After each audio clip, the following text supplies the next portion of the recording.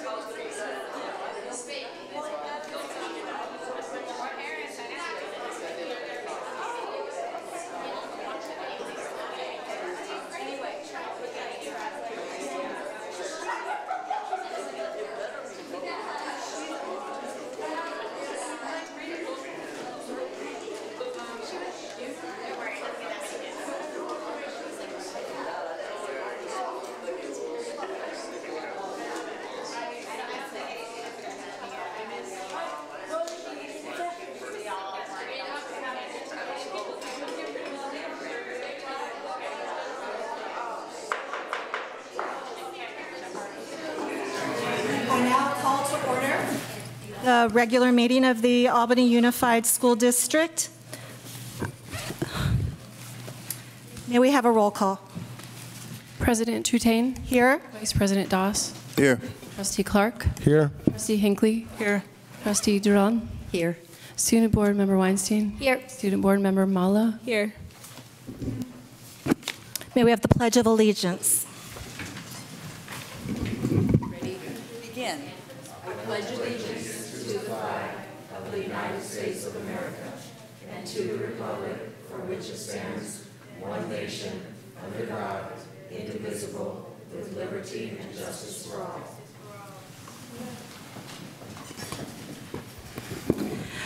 Thank you. May our student board members please read the AUSD mission and vision statement and our meeting norms, please. Yes. The mission of Albany Unified School District is to provide excellent public education that empowers all to achieve their fullest potential as productive citizens. AUSD is committed to creating a comprehensive learning opportunities in a safe, supportive, and collaborative environment, addressing the individual needs of each student. Okay, meaning norms. 1, maintain a focus on what is best for our students. 2, show respect, never dismiss/devalue others. 3, be willing to compromise. 4, disagree when necessary, agreeably. 5, make a commitment to effective deliberation, each one listening with an open mind while others are allowed to express their points of view. 6, participate by building on the thoughts of a fellow board member. 7, make a commitment to open communication and honesty, no surprises. 8, commit the time necessary to govern effectively. 9, be collaborative. 10, maintain confidentiality, which leads to the building of trust. And finally, 11, look upon history as lessons learned, focus on the present and the future. Thank you. Thank you very much. Now is the time to report on action taken in closed session. First, I want to apologize to our public. The board's been here since 5:30. We had a number of very weighty matters to discuss in closed session, and it took additional time. So thank you for waiting for us.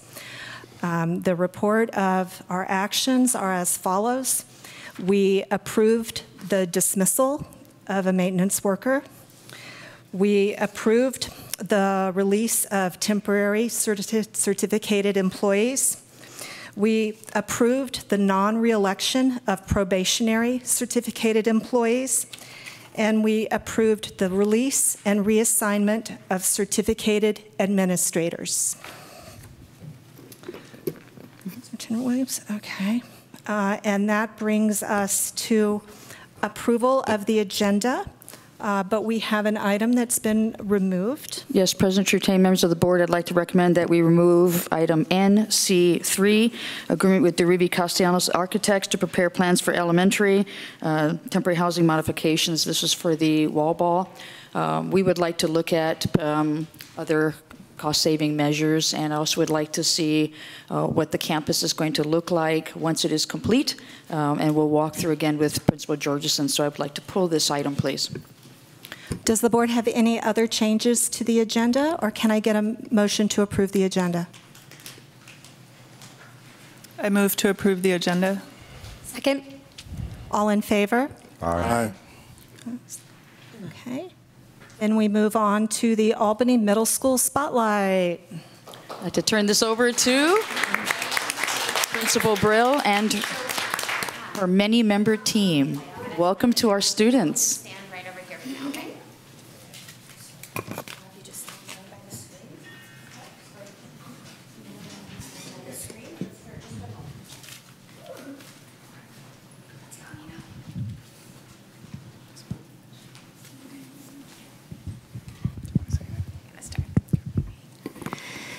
Hello, everybody. Thank you for having us here tonight. I'm Deb Brill, principal of Albany Middle School, and I think the most exciting part of the night is that I'm only going to be talking for like a moment, and then we have a lot of more exciting people that we're going to be hearing from.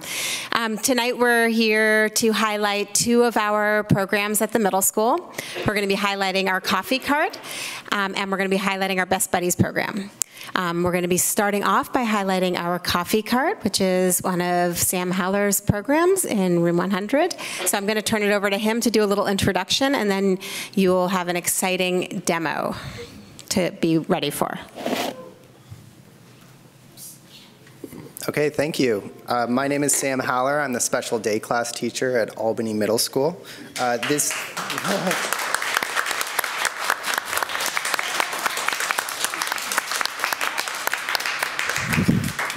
Thank you. If I wasn't going to be red in the face before, now I am. So this year, with the support of AMS student leadership, we started the Albany Middle School coffee cart through the special day class program. And that's something that I've been wanting to do for years, being inspired by another Albany alum named Sadie Guthrie, and she started a coffee cart that was successful and amazing. So anyone out there, any of you in education knows that coffee is a vital part of keeping any school running. That said, the goal of Coffee Cart goes beyond caffeine.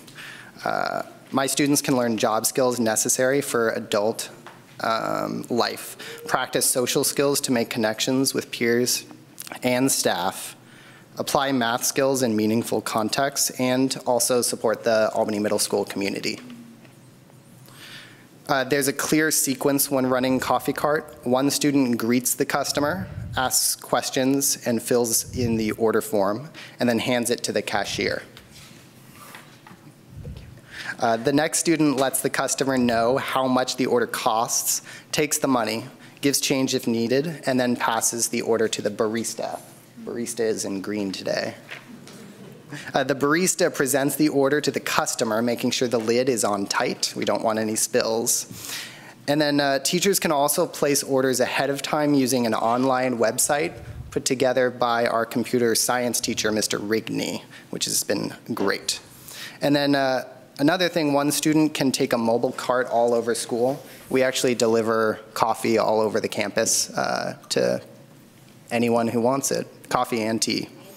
And all the adults. Yeah, kids don't need it. After that, it's just a matter of sipping the coffee and enjoying a job well done. Here to demonstrate are members of the Albany Middle School Coffee Cart.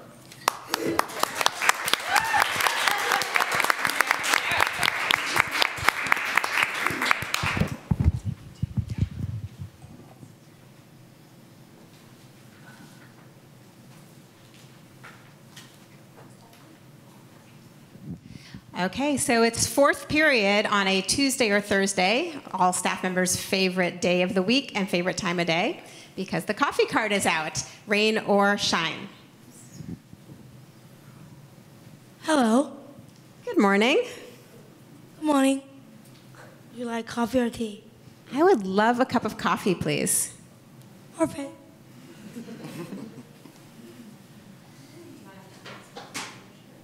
Cream or sugar? I think I would like it just plain. Thank you for asking. That coffee is $1. I have a 5. Is that okay? Yes. $5.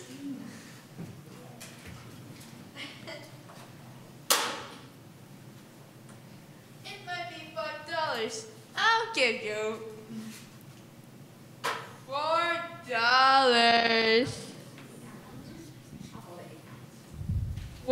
1, 2, whoa, 3, 4. Thank you so much. Have a great day. Thank you so much.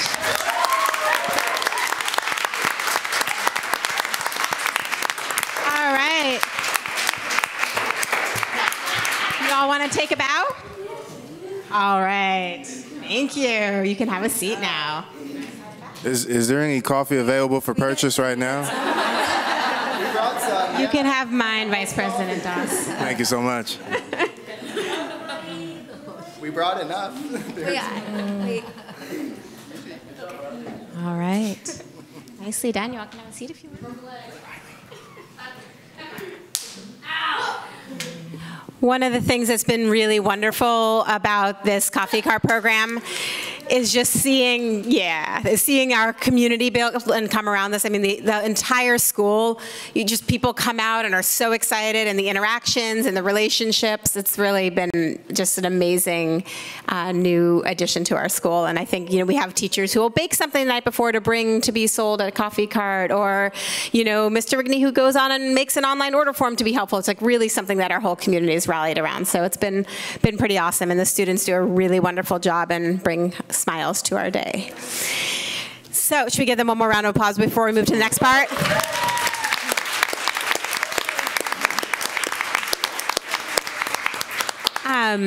And we are going to transition now to talking about our next program, which is our Best Buddies Club. This is our 4th year of having Best Buddies. You have a student board member who was one of our Best Buddies in its first year. And we've won the Best Middle School Chapter of Northern California for 3 years running. We'll see how this year goes. The club was started by 3 of our teachers, Mr. Haller, Ms. Fisher, and Ms. Benini, and they've really collaborated and worked together to build this program up. And again, it is one of those programs that we have more students interested in being involved than we even know what to do with. Lots and lots of students want to be a part of it. On Best Buddies Day, you see these buddies together all over the school doing different activities. And again, it's just a really wonderful, positive community building piece. And so as promised, I'm not going to talk very much, and I'm going to turn this part over to, I'm going to turn it over to our students.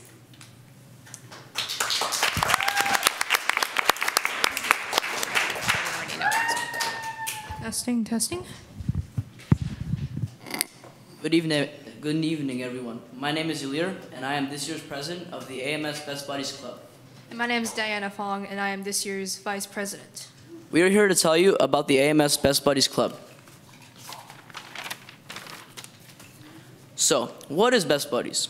Best Buddies International is a nonprofit organization dedicated to establishing a global volunteer movement that creates opportunities for one-to-one friendships, integrated employment, and leadership development for people with intellectual and developmental disabilities. Best Buddies Club in middle school pairs students with intellectual and developmental disabilities with middle school students who without those traits. In today's middle school, students with developmental and intellectual disabilities often enter the same building and walk the same hallway as their peers, but they could be left out of social activities. This year, we have a great group of officers representing our club. Marcus is our buddy director. Our historians are Nathan, Olivia, and Mina. Bridget is our secretary, and our treasurer is Alma. We do tons of fun activities every year, including lunch once a week with all the buddies. We do Halloween trick-or-treating, or what I call scavenger hunt at AMS. We do cookie decorating and holiday gift exchanges on the last day before winter break. We do fundraisers at local events like Chipotle and the bake sales. We do the Spread the Word to End the Word campaign and the annual Best Buddies Walk. We're planning to do a field trip and, of course, the end of the year banquet. It's been so fun to be a part of Best Buddies, but it means even more to the buddies building friendships. We brought 2 model buddy pairs to share what AMS Best Buddies has meant to them.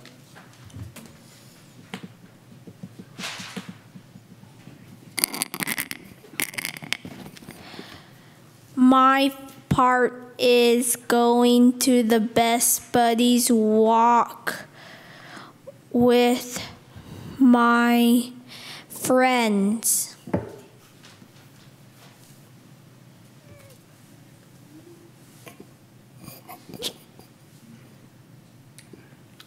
My part is Best Buddies and walking with my fans.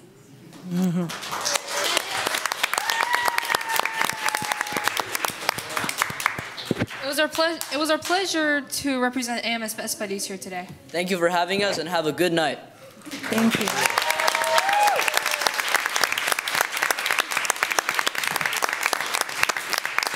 Should we give one more big round of applause to our amazing students who came out tonight? Thank you, everybody. What a great spotlight. Thank you very much for coming and for serving coffee. We're going to move on to the consent calendar.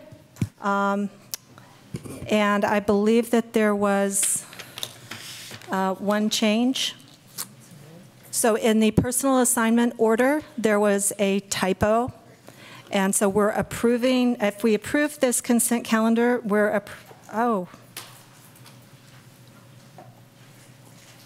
yeah, we're approving it with the change as in the first line, there's the amount under FTE/amount column. It is listed in the agenda packet as $140 per hour. It is actually $140 per day. So with that change, do I have a motion to approve the consent calendar? I move to approve the consent calendar.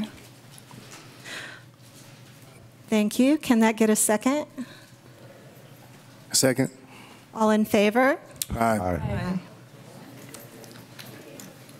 Okay. And that moves us.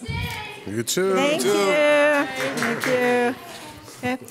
That moves us to the board and superintendent reports.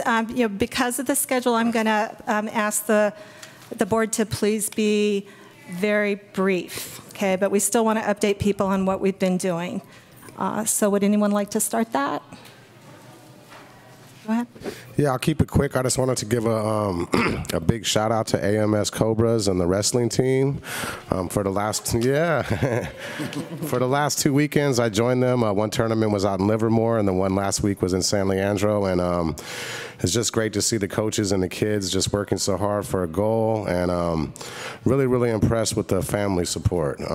Parents all got together and brought food out, and our very own Olga in the audience, she actually drove all the way out to San Leandro to bring the kids out, then went home, cooked all this food, and her husband came back, and there was tacos for the kids and the parents, and nice. Just a great time. I wanted to thank all the parents, especially Olga. Thank you.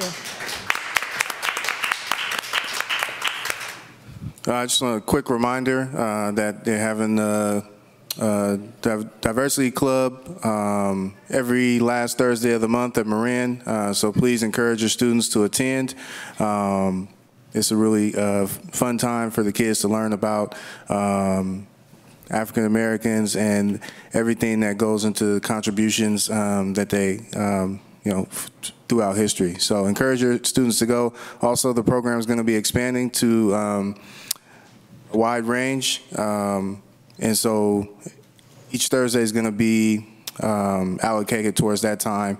Right now, it's the last Thursday of every month, but eventually it's going to grow to being every Thursday a different group will have an opportunity for your kids to learn. So please encourage your kids to go as they hear about it. Thank you. I will chime in. Superintendent Williams and I went to a breakfast at the Alameda County Office of Education recently, and this was a sort of a unique event because it pulled together the union leaders from all of the different districts in Alameda County, as well as board members.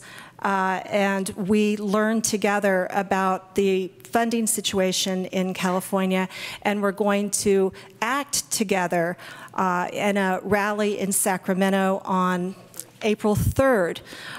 So I think that you'll be hearing more about that as we lobby Sacramento for more money for our schools.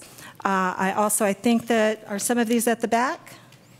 I don't know if we can make copies. We can put some of these at the back. We're trying to, the County Office of Education provided this information to us, which is an incredible, clear synopsis using infographics of what our status is, because a lot of people don't realize that although we're the 6th largest economy in the world in California, we're 45th in the nation for education spending. I thought it was really powerful that our ATA co-presidents, Karen DeHart and Patty Fujiwara, were able to come with us, and so we presented a united group at this breakfast, and will continue to do so as we work for increased funding for our schools. I just wanted to be sure that the public and the board were aware of the switch in committees that Vice President Dawson and I made, so that he is now on the Wellness Committee and I'm on the Policy Committee. And so I attended my first meeting with Kim and the rest of the Policy Committee last week. Yes, Superintendent Williams. Thank you. Just because I wanted to make sure I got this information out to the public.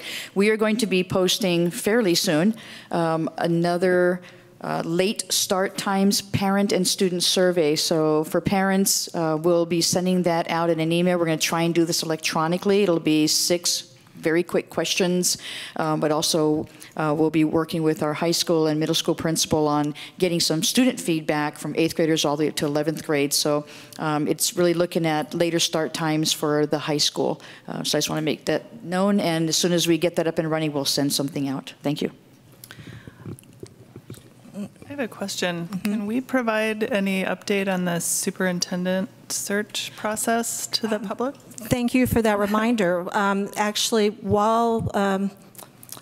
since we came here and started this meeting, everyone in the Albany community should have gotten an email describing the stakeholder engagement meetings that we're going to have next week. So we're launching an extensive superintendent search input process involving special meetings for groups that might want to, have common interests. And everybody should have gotten the email. There's a link on the homepage of the district website. And there's also a new page on the district website that has a great deal of information that shows the job posting for the search. It shows our timeline. It has all of the different meetings that are available. I would encourage everybody to please attend one of these meetings and talk to our search consultants yourself and ask your questions and provide your input. There we go. And with that, can we move to the student board member reports? Thank you. So at Albany High School, the Black Student Union will be presenting their first annual This Is Us Festival on Saturday, March 16th from 1 to 4. There will be food, vendors, clothing, jewelry, keynote speakers, activities, and club booths. The Albany High School Spirit Store will be closing this Friday, so get your Cougar apparel while supplies last, and all proceeds will be going to athletic boosters. At Albany Middle School, the annual superintendent's concert will be in the AHS gym from 7 to 9 on Wednesday, I believe, that AMS and AHS will both be performing in. And then there will also be multiple concerts from AMS bands and orchestras in the last 2 weeks of March. At Cornell, Girls on the Run after-school program started for 3rd through 5th graders on March 4th and will be occurring until May 10th. It culminates in a 5K run that I believe is in Oakland. Parents are meeting with their children's teachers to check in about their progress and learning process. Tomorrow, 5th graders will be smiling at the camera for the 5th grade photo. At Ocean View, parents interested in the remodeling of Ocean View met with Principal Georgeson on March 14th. Students walked and rolled to school on March 6th for the Golden Sneaker Contest.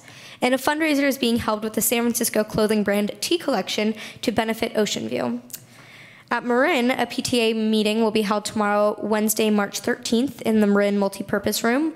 On March 9th, Marin families celebrated STEAM Day, or in other words, Science, Technology, Engineering, Art, and Mathematics Day, and got their bikes tuned up. And finally, school apparel is being sold by Alliance Graphics in Berkeley to raise money for Marin while also showing school spirit. Thank you. I know that a few of us were able to attend the California School Board Association Legislative Action Day today in Sacramento. Student Board Member Weinstein, would you like to give an update of that?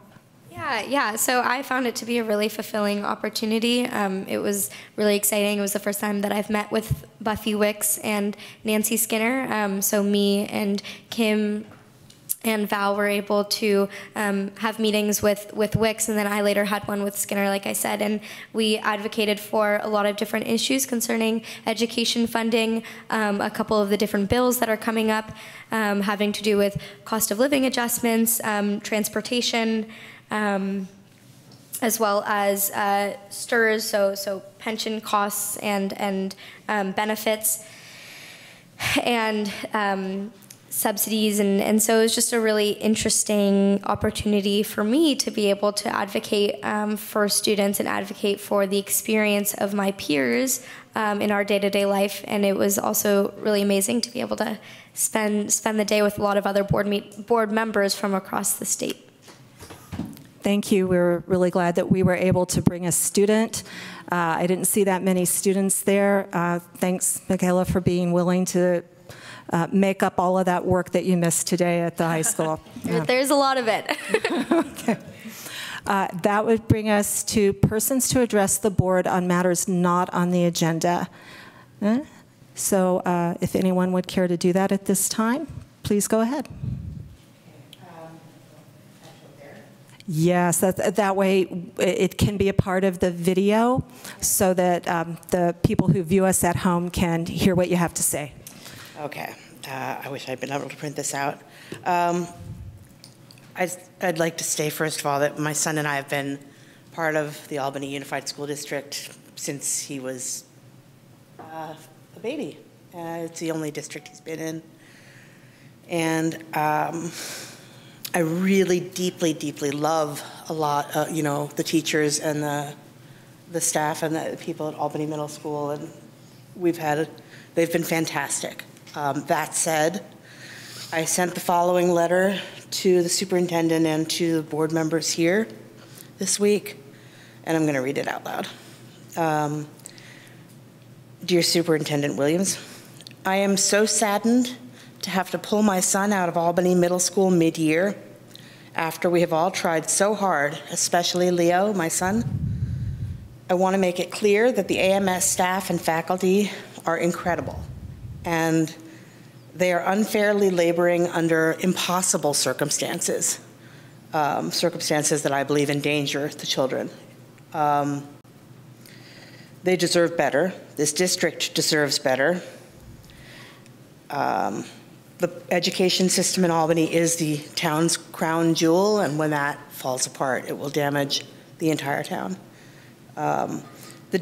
Leo and I have done our best to work closely with the AUSD for years, and I feel we must now accept that as overcrowded and understaffed as AMS has become, Leo's health and education are suffering. It is impossible for even the truly exceptional educators and staff at AMS to create a safe, sane, supportive educational environment in such an overcrowded and understaffed school. As a side note, I sent copies of this to many of the teachers that we've known over the years and asked them for their input and said, is there anything you think I should change? Is there anything? And they were very grateful for what I said here, and they were in support of it.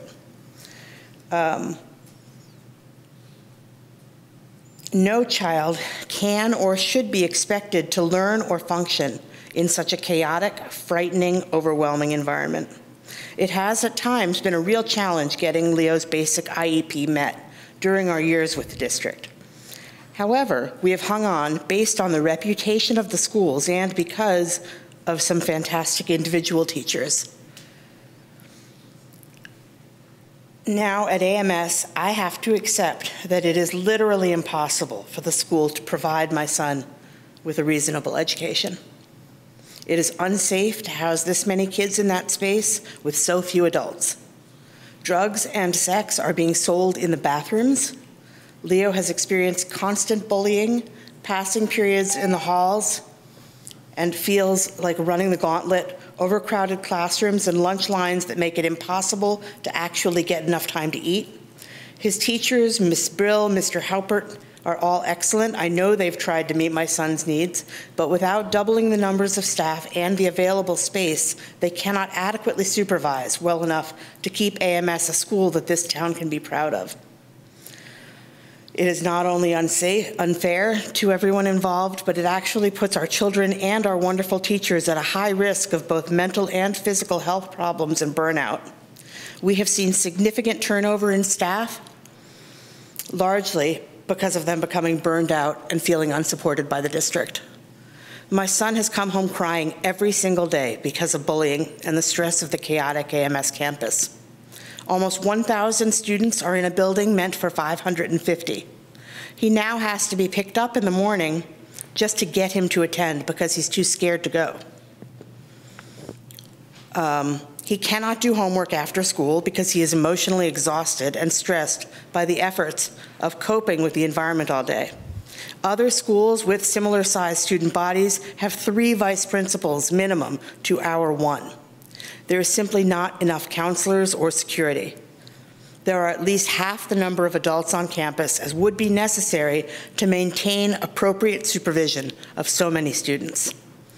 Under the best of circumstances, middle school is tough, but AUSD has become irresponsible and negligent towards the well-being of our vulnerable middle school students.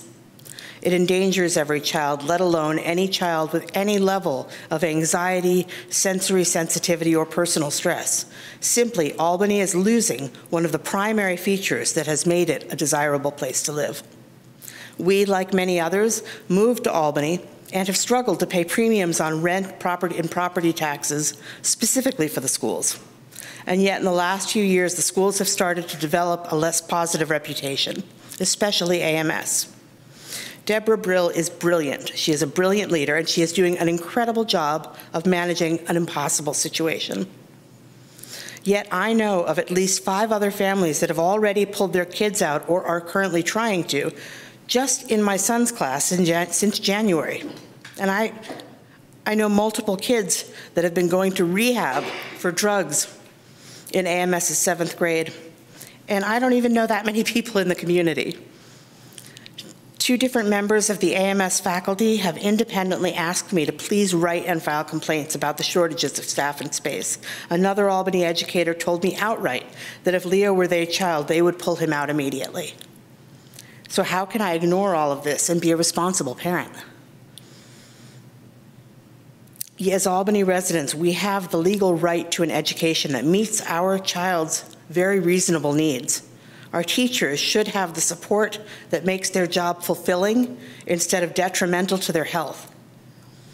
My 7th grader shouldn't be walking in on drug dealers and people having sex in bathrooms for cash, or getting shoved, punched, and belittled every day by the same kids who face little or no consequences because there just isn't enough bandwidth to deal with it, not because people aren't putting in the time and the energy and the effort. Again, this is not a criticism of the faculty and the staff. They are heroic, but they have been put in an impossible position, as have many of our parents and our students. Control has become impossible, and it breaks my heart to do this because we've had incredible teachers like Mr. Zablakis, Rich Ritchie, Ms. Mueller, Mr. Mann, Mr. Rose, Ms. Anderson, Mr. Kim, Ms. Brill, Mr. Halpert. They are precious. Our staff really are precious. And we love them. Leo and I really love them. And we have been really lucky to have them. I'm sorry. But they need and they deserve more support because for my son's health and safety, until this situation improves, I have no choice but to pull him out of this district. He is very much wants to return to the Albany Unified School District as soon as possible, but right now, despite his teacher's valiant efforts, AMS is teaching my son to fear going to school every day, and that is not acceptable. AMS is just a couple blocks from my home, and yet Leo will now have to travel to a different city in order to be safe at school, and this is a very serious hardship for our family. In the past, it is past time that this district started treating this situation as the emergency that it is before we end up with a real tragedy on our hands. And I really hope you take this seriously. And I look forward to your responses. And I would be happy to speak to anyone further at any point if it would be helpful. And I thank you so much for your time. Thank you, Ms. Marshall. As a topic not on the agenda, the board is not allowed to comment on this. Thank you. I do just want to say thank you for what it takes to come and talk about a personal story. And I think we all take these issues really seriously. I really love, I'm watching these kids here today. I've known every one of those children since they were this big. And I'm so proud of them. And it breaks my heart. It breaks my heart to not be part of that group because they belong to us. Okay, we're moving on to the staff report on our special education update. Thank you, President Trutane, members of the board. I'm going to turn this over to our Director of Special Education, Diane Marie, who gives us our monthly report on special education. Ms. Diane Marie.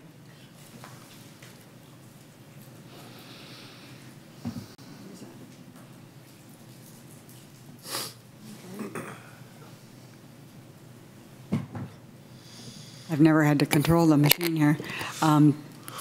Thank you, members of the board. I am here to just give an update on some of the items that have been brought as questions or concerns. The first is the suggestion last year, or maybe the end of the year previous to that, that the high school, well, the secondary schools each have a case manager who would case manage all of the special education students, and then the teachers would do the teaching. And that was not implemented because a resource specialist has a maximum caseload of 28 students. Other things that were asked for were positions for initial assessors, and starting in the 2017-18 school year, both the secondary schools allocated 0.2 FTE for that one individual to do all of the initial assessments at each site.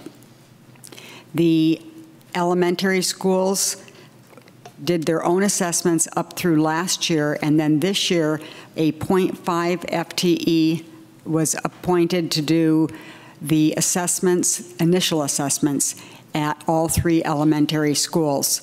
The teachers were a little apprehensive. They kind of liked doing their own, and they wanted to be sure that they could meet and give input on whether it was or was not working. So we will be meeting in May to have that conversation with the resource specialists at the, thank you, at the elementary sites. Full-day paraeducators. Each program has a at least one full-time, full student day paraeducator assigned. And then we put together a paraeducator training program, something a little bit more formal than we had done in the past. Trainings have been offered, well, forever, the last 13 years, for trainings for paras on Wednesdays, but we made it more formal so that from my organization, my office, there are 2 trainings a month. And we also have trainings offered on all 3 staff development days. There are, in addition to what we provide, the sites provide a lot of their own professional development. They could be very student-specific, they could be program-specific, they could be class-specific. Last month, or maybe the month before, for an example, the resource department at the high school had one of the paraeducators who's extremely skilled at supporting students with math needs provide a professional development on a Wednesday for all of the paraeducators, and many of the teachers attended as well.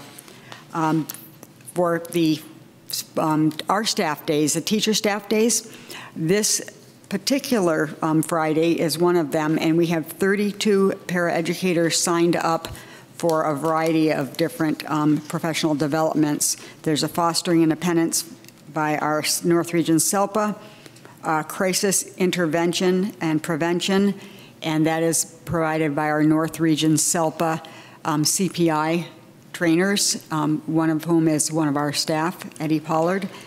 Kids Power is something that Nancy Henderson worked to bring to the district, and it deals with social skills.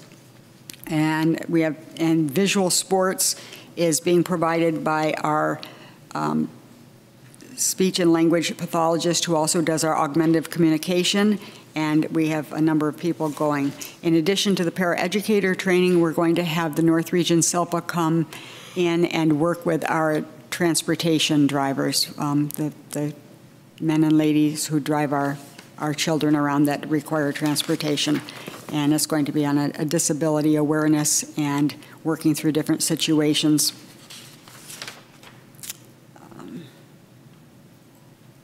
Okay, paraeducator interviews. We've talked on a number of times and heard a number of times that we have shortages of paraeducators. And so far this year, we've had 18 days of interviewing paraeducators. We've had 64 applicants. Of those applicants, we actually interviewed 25, and the others declined or accepted and then canceled, or accepted and then did not show up. Of the 25 we interviewed, we offered 17 FTE positions. So those would be people who would come every day who would get benefits. And we offered 8 substitute positions. And that was the majority of those were offered because that's all those individuals wanted. They didn't want to work 5 days a week. They wanted to sub when they were able to. Of the 17 that we offered, we have 10 people join our staff, and 2 are still in the hiring process, and the rest just backed out and did not complete the process. Of the 8 for the subs, 4 of them are currently working with us, and 4 just didn't follow through once they were referred on to HR. Other highlights, we talked about the handbook. The handbook was developed. It was passed out to all current paraeducators. Each site received copies for the office and each special education program within the site. New paraeducators are given a copy of the handbook by HR when they come in and do their intake. We put clerk positions in place at the middle school and the high school, and those positions are doing well. Just a refresher for those who don't remember, those people were put in place to, number 1, do the rearranging when someone calls in, because even if they're fully staffed, they have 3 people out and we send 3 subs, there still has to be shifting, because sometimes you really need somebody who knows a child or knows a program to be in that program, and if the person who normally covered that child or program is out, then we sometimes pull another staff who works there every day, and then the sub takes that person's position. So it takes considerable jiggling to get things right, and so the clerks were hired to do that first thing in the morning, and then with any extra time to do the scheduling of meetings. So the teachers would provide the clerk with, I need to have a meeting. These are the days I'm available. These are the people that need to be there, and arrange it. So that was the purpose for the clerks, and they are in place, and it is my understanding that they will continue next year. And to date when I wrote this, which would have been whatever day it was due last week, we had 82 referrals, because sometimes I get asked how many children are referred. And in most years it's somewhere around 120, give or take 10 on either side. So we've had 82 referrals as of last. And I looked back for the last 3 years to see where we stood, and that's right in the ballpark of where it typically is.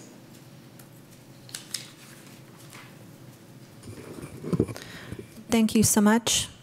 Director Marie, let me open it up to board questions. If I could ask you a question, Ms. Marie, and this is on the spot, so when you hear the stories or incidents like the parent who just came prior to you, are you able to reflect from your office, because obviously it's not just a special ed issue, but a lot of things going on, say at the middle school. Are you able to do a reflection to say, well, look, in terms of special ed, these are the sorts of things maybe we need to address better, or we need personnel to do this and that? Are you able to do that kind of thing when we have these parents that are leaving the district because somehow we are not addressing the needs of the kids? Is your office able to do that? Yes, it is. And I also would like to point out, as you did, that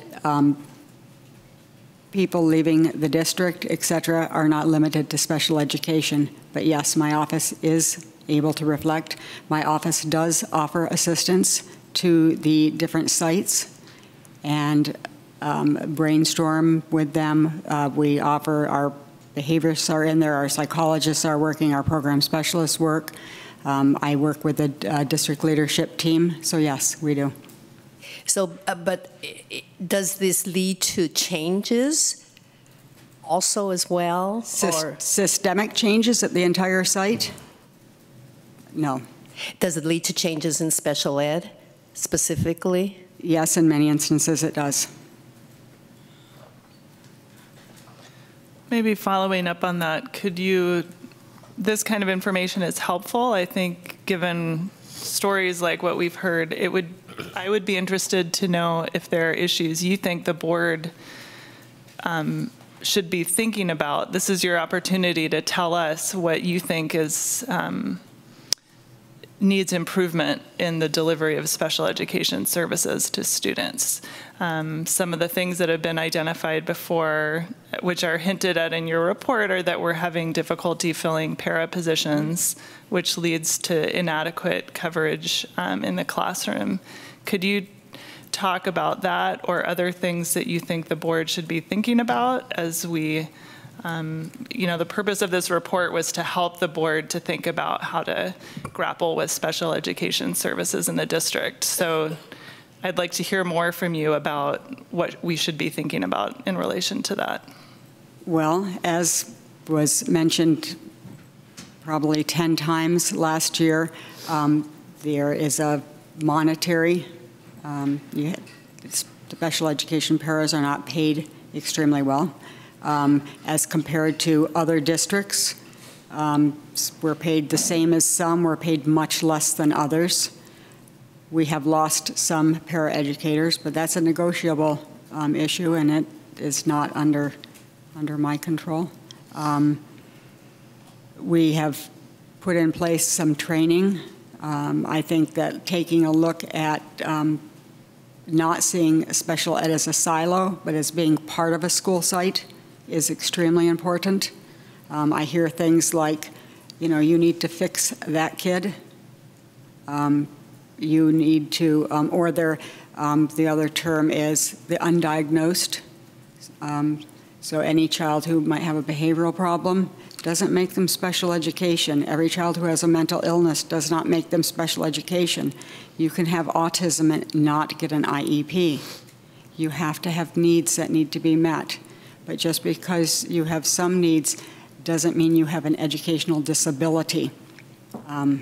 So, I think it's a matter of teachers working together and staff working together for all kids. not for the general ed, not for the special ed, but for all of the kids in the district. Excuse me. Can you speak a little bit about the hiring or interview process? Because you spoke, it was like a large number of applicants, and then that number kind of went down a lot when it got to the people who were actually starting. So I'm just wondering kind of what the process is for interviewing applicants. They apply. My secretary sets an interview. We hold the interview, and almost every single one of them, except maybe one or two if Marina wasn't at her desk or was busy, we actually walk them right into Marina so that we can get that process started. But for example, last week one day, we interviewed 5 applicants. All applicants confirmed the day before the interview, because we call and confirm the day before the interview. All confirmed. The morning of the interview, one of them called and said, "I'm not coming, I accepted another job." 2 of them didn't call and didn't show up. The other 2 were walked right down to Marina's office, and they're in the process now. So, I mean, that was a 40% success rate. As soon as we get applicants, we interview them. We do not sit on the applications. If we get one applicant and that's all there is, we interview that one person. You know, we try to, when the positions are first posted and we get a bunch, then we run a couple of days in a row of interviewing. And I know you said that the pay is different and that it's not as much here as other places. Do you think that's the only factor, or are there any other factors that you think kind of go into it? You know, the majority of the paras that we lose are moving out of state, having babies and staying home, going back to college to either become teachers, many of them, or to go into another field. They're kind of taking a couple of years of a gap. And, you know, we have lost a couple to places with higher wages. And I did say that other places are higher than us, but I do believe the last salary study, we actually were higher than other places. I mean, we were in the, I don't know, lower average, 2, 3, around the 1/3 mark maybe, I don't know. I don't remember. Vice President Doss, do you mind if I add a little something to that? Because you asked a very good question about, it's not just about hiring our paraprofessionals, it's retaining them, okay? Last week, 2 weeks ago, Cheryl Thies and I sat down to talk about some of these issues around recruiting, hiring, retaining, what some of the concerns are around special ed and things like training. And we're actually going to meet again, I believe, this week to have a little bit deeper conversation. She's been in our district for a very long time, has had kids in the district, and she's a special education advocate. One of the things that we talked about was going deeper into what are some of the deeper issues around special education. So, for example, is it hiring more paras, or is it hiring less paras but having them highly qualified and highly trained, right? And obviously paying an adequate wage is a big piece of that, but being able to train our paraprofessionals in the areas where we need the skills, the skill set for our paras to work with our students is something that I think we need to look at, and Cheryl and I have talked about quality of the training. Do you have an academic para, behavioral para? Do you have a para that you know, really understands how to work and has the specific skills and training that they need? Okay, so I think that's something that we really need to look at. The other piece too is what services, what do we expect our paras to do, right? Are we asking them to support the teacher? Are we asking them to support the child? Are we making sure that we're not asking the paraprofessional to reteach, right? Because we don't want our paras to be teachers. We have teachers for that. Are we really looking at how we have sort of a push-in model versus a pull-out model? I think these are all things that we need to really sit and talk about. And so I think that this Friday, I keep saying this Friday because I'm thinking that's when our meeting is, we have actually set, I think, a good 90 minutes to really start looking at some of these issues in terms of what is needed, but also what is not needed. What don't we, or what can't we look at? You know, there are certain things that we can handle with budget. There are certain things that we can't. But there are things I think that we can do. I've had a conversation with our SELPA director asking if we could get all 5 of our districts together to share the cost of the training for paras across districts. And so, we're going to be looking at that as well. So not to fix everything, but I think it's a good way to start is to find out what are some of the deeper issues that are happening. Is this something that we have certain challenges at the elementary school and maybe a different set of challenges at the middle school and maybe even a different set of challenges at the high school based upon the unique levels of our kids and, of course, their age. So there's some of the conversations that we're having around that, and we'll continue those. Superintendent Williams, do you think that you and Ms. Thies will be able to handle that together, or are you going to be calling in others? We will be calling in others. I am really relying upon Ms. Thies' expertise in this area. We've talked about, and I'm going to say this very carefully here because I don't want to add another committee, but I think that we could create a small task force where we look and grapple with some of these issues, but I don't want to just create a committee that doesn't have a set of deliverables. And so she has agreed to meet with me to sit down and sort of just flesh out kind of I'll say an outline. And then we'll then be able to come back and say we would like to have, parent input, have teacher input, and have maybe people sit on the task force. And I'm looking at the back because we have Olga here who comes to almost every board meeting. Who might be someone yes, I'm recruiting. But somebody who has a broader view and has been here for a long time. So I'm asking the board for, in this case, 3 more days to have a chance to sit down with Ms. Thies and to actually utilize a lot of her expertise. And I'm going to get to one more piece because I think she's agreed to do it in concept, and that is we have somebody who could probably do some training. Somebody who has the expertise who can come in and train educators, train superintendents, train, I think you said train school boards. Thank you very much. I want to go back to Director Marie and thank you for your presentation. Also, I think we're going to have a couple of more special education updates before you reach your retirement date. And I think what Board Member Hinckley said about getting any recommendations from you, because you've been with this program a long time, you know Albany very well, and if you can, give us a laundry list of how you think we can improve this program, the board, I think, would be very interested in hearing that. Thank you.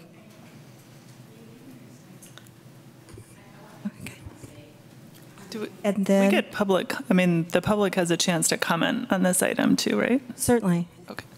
Did you have something? No. Come on up. I Yep. want to make sure you guys are done. Good evening, everybody. I am Cheryl Thies. I am a parent in the district for, gosh, I keep losing track, but about 37 years. Albany Unified produced a family medicine doctor who works in Merced as a bilingual physician. Albany Unified produced the director of admissions and financial aid at UC Berkeley Law. They produced a student who was adopted out of foster care who's now at UC Davis, who had very significant issues as a child. They educated a child with autism who's now a software engineer working for Symantec. And they've still got the 13-year-old, and so that's all I'm going to say. They're 13. So I have worked as a special education advocate and a disability rights advocate for a number of years, too many, and there's 2 things I want to quickly say. One, just to add on to what Superintendent Williams said. My other input was, and I think part of the reason you reached out to me, Superintendent, was that one of my diatribes has been we don't need education by paraeducator. We have become too reliant on the paras. What you will see if you walk through any of our schools is many children outside the classroom working with paras. That's not inclusion. That's not what inclusion looks like. Occasionally, for a few minutes to get started or to finish something up. And part of the reason for that is that Albany needs a culture change. We need general education to step up. We need teachers to not say, do you think you need to take a break now to my own child, rather than find ways to actually accommodate that child in the classroom. And this is something I hear from parents from the 3 counties we serve, from many districts. Our problems are not necessarily unique, so I want to be clear about that. When you hear some of these stories, I think it's easy to think this is just an Albany problem. It's not. It's a national problem because of what Diane said, which is the silos, the problem of the silos. I have had special education staff call me at my job to say, how can I compel a gen ed teacher to work with me to support a child? How can I keep a child included? I have families where our district is funding a non-public school placement or a private school placement at a substantial cost because that child could have been included, but we couldn't get the buy-in from general ed. So those are some of the concerns I have. And I'm happy to work on it, but I do think it's a community and you know, larger issue. But because I hear the voices of so many parents and I hear the voices of educators, I get copied on things that are floating around in the district in terms of challenges and issues. I felt it was really important to meet with the superintendent and just try to hash out, like, how could we be effective with some very specific short-term deliverables? How do we challenge the system, get gen ed to step up, get people trained to know how to include keep kids out of special ed when we don't have to have them in special ed, because we can do that. And then the other thing I wanted to say, and the reason I asked Diane to stay, is that I've been working with Diane Marie a long time, and I know there's just a few more board meetings that you need to go through. One of our first interactions was a student with the 504 plan. For those of you who don't know, a 504 plan isn't special education. It's a program of anti-discrimination law that makes sure that children are adequately supported when they have impairments or disabilities, but it's not special ed. At that time, Diane was not in charge of 504. But the ball had been dropped for this child between the middle and the high school. This was an African-American student and adopted out of foster care. He lost both of his parents, tragically. And that child, there were multiple compliance issues, and there was possibly a major lawsuit in the works. Diane worked with me. We worked together effectively. I am an advocate. I am not the natural partner necessarily of the special education directors. That child graduated from Morehouse College. So I wanted to thank her because she has consistently, and this is something that happens behind the scenes that I don't think you see as the board, and I don't think the community sees enough, the number of times that situations just can't be resolved locally because of resources, because of training, because of a lack of will, whatever the problem is. And there have been a number of times when I have said, don't make me file a complaint, and she has said, let's talk. And we have worked things out for students. So the story that you heard tonight, those kinds of things, I just wanted to say there have been multiple times when the problem solving and collaboration has been something that has, I really feel like the student first has been your primary directive, and I just wanted to thank you publicly for that. Thank you.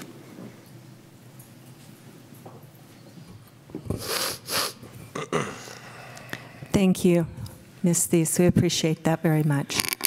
Good evening, board members. I'm just going to say my name for the record. My name is Olga Miranda. I've already been called out by the superintendent because I'm here so damn much. And I appreciate the work that I do it because my son is involved, and I want to make sure that we as parents show him what building a community looks like. And he loves wrestling and lacrosse and opera. And I want to thank, the work that you've helped us with, Diane. My son went from, third grade wanting to kill himself, and that was really hard for our family, to allowing us to be able to let my son thrive. There's still work to be done, and this is why I'm here, because I've had an incredible mentor in Cheryl as not just a family friend, she's part of my family, and there are things that I need to be able to mention. I agree that para should not be replacing the general ed teachers in the classroom. Since elementary school, my son has been offered para, and in a lot of occasions, I've found him in the hallways, or he's been suggested, go ahead and take a break.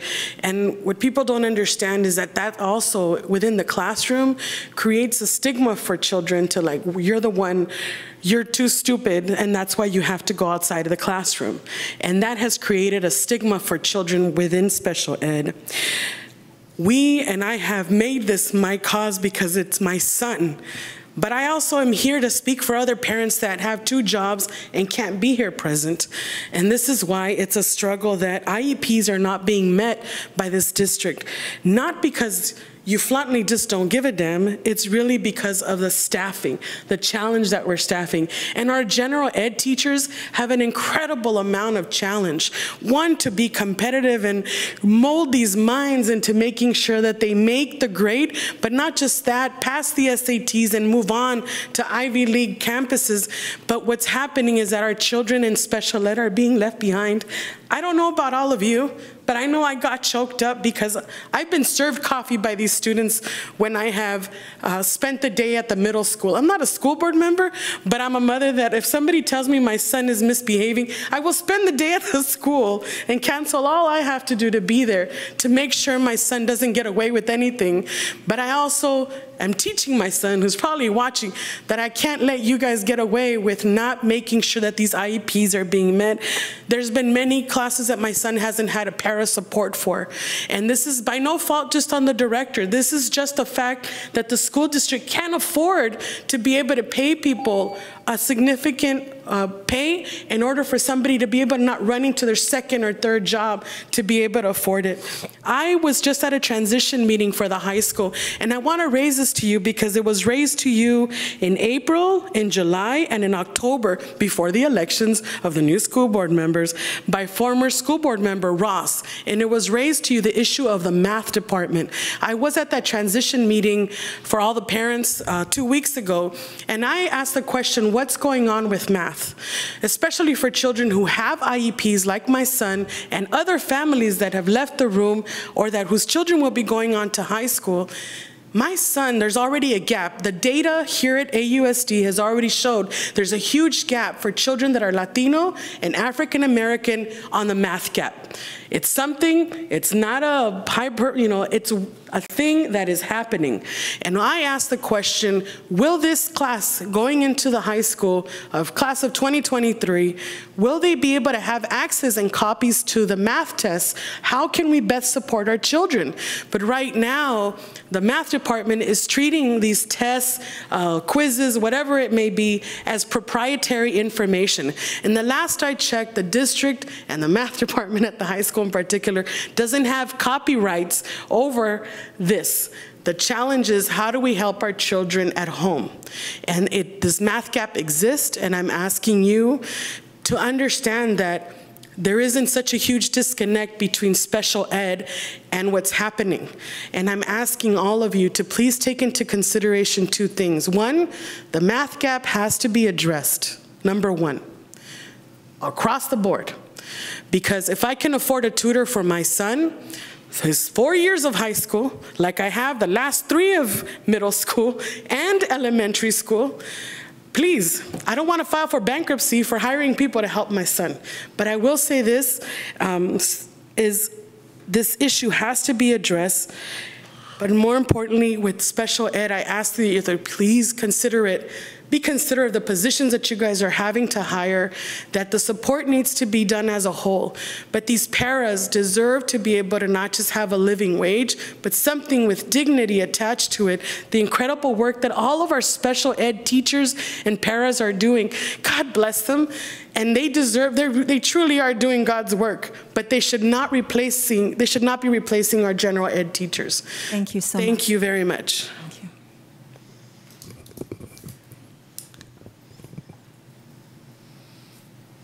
I think I can say these were comments about the special education update, and we do need to move on. But I do know that this issue that has been raised about the achievement gap in math is in our issues bin, and so I think that the board has indicated an interest in that. I talk about it every chance I get. Yeah. Every chance I get, I mention it. We're trying to address that and work toward that. Okay. So, oh my God. That brings us to our review and discussion items. Superintendent? Thank you. This is item for the purpose of this item is for the Board of Education to determine if you are interested in engaging the services of a research and tax measure planning service, and if so, when staff should post a request for proposals from firms to conduct this survey. We have a parcel tax that is coming up to sunset, and it does take some planning time. It does require that we get some community input as to the interest in a parcel tax, what the threshold is. In previous, back in 2014, the board did approve to hire a firm that would work with the district on the parcel tax. So I want to bring this to the board for a discussion and to get some direction from the board on this.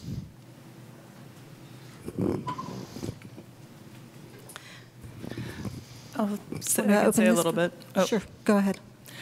So I helped work on the campaign for the parcel tax we have now, and I've reached out and talked to, excuse me, I just ate a cracker, talked to a few of the people who are involved in that campaign to make sure that my memory was real. So last time we did hire a firm to do polling. They didn't do it by themselves. Community members participated in that. So as we think about the time frame that we want to build out, we want to think about having time to involve community members in shaping that polling, because the kinds of questions that we need to ask are designed to get us to understand what we should put on the ballot.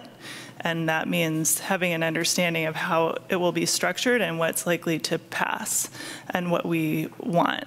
The other thing that came out of the last process was that we had the opportunity of doing a June or a November at that time. This is in 2014, a June or a November ballot initiative. And the polling and the groundwork for that was really happening in January. And at that time, we felt that 6 months or 5 months between when the polling was done and when the initiative would have had to go on a June ballot was too little time. And so we ended up putting it on the November 2014 ballot. Our options now are to put it on the March 2020 ballot because the primary's been moved earlier, or the November 2020 ballot. The polling helps make that decision because they will do some research about which ballot would be preferable.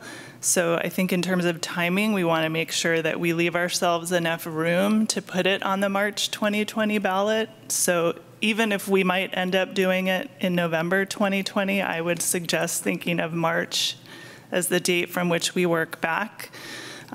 So last time we felt that 5 months of work was too little.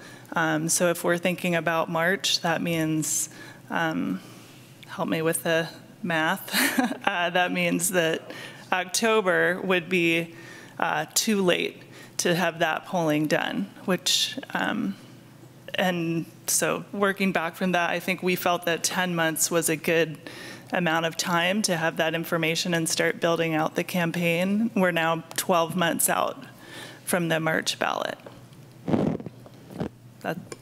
Thank you, Board Member Hinckley.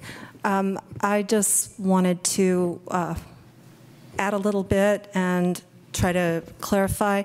The parcel tax renewal, we're not considering asking for a special election. This is the primary has been changed to March 2020. That's a statewide decision. So there would be no special election with the costs involved in a special. It would come either at the primary election where I think the city already has the ballot. There's going to have to be election for the primary. It's the presidential primary. And of course, there also will, of course, have to be a presidential election in 2020. So there's a special election is not being considered for this item. I also wanted to just reiterate what Board Member Hinckley said about the survey that's done is really critical because it gives our community really a chance to speak. We're in these terrible budget cuts. We're not going to be done this year. We have more budget cuts that are going to happen next year and the year after that, because we're not being funded adequately. And giving our community a chance to answer questions about what they value the most and what they want to keep is very important to me. I think that our budgets are currently being built with the expectations that there will be a renewal of this amount of parcel tax. Our community can tell us through this survey if they're willing to pay more out of their pocket to be able to retain more of our programs here. Or the community can tell us that with the additional burden that they've shouldered with the school bond program that maybe they're not. But we need to give them an opportunity to voice that opinion and to speak to us through the survey. Lately, we've been receiving a lot of mail about a different issue, but I hear the words penny wise, pound foolish, and I may be at that point right at this moment because I'm not convinced that we need a survey. And the cost for this one was what, $30,000?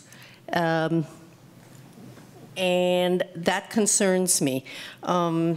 Please correct me if I'm wrong, but I think it was 30,000 or 31, something like that.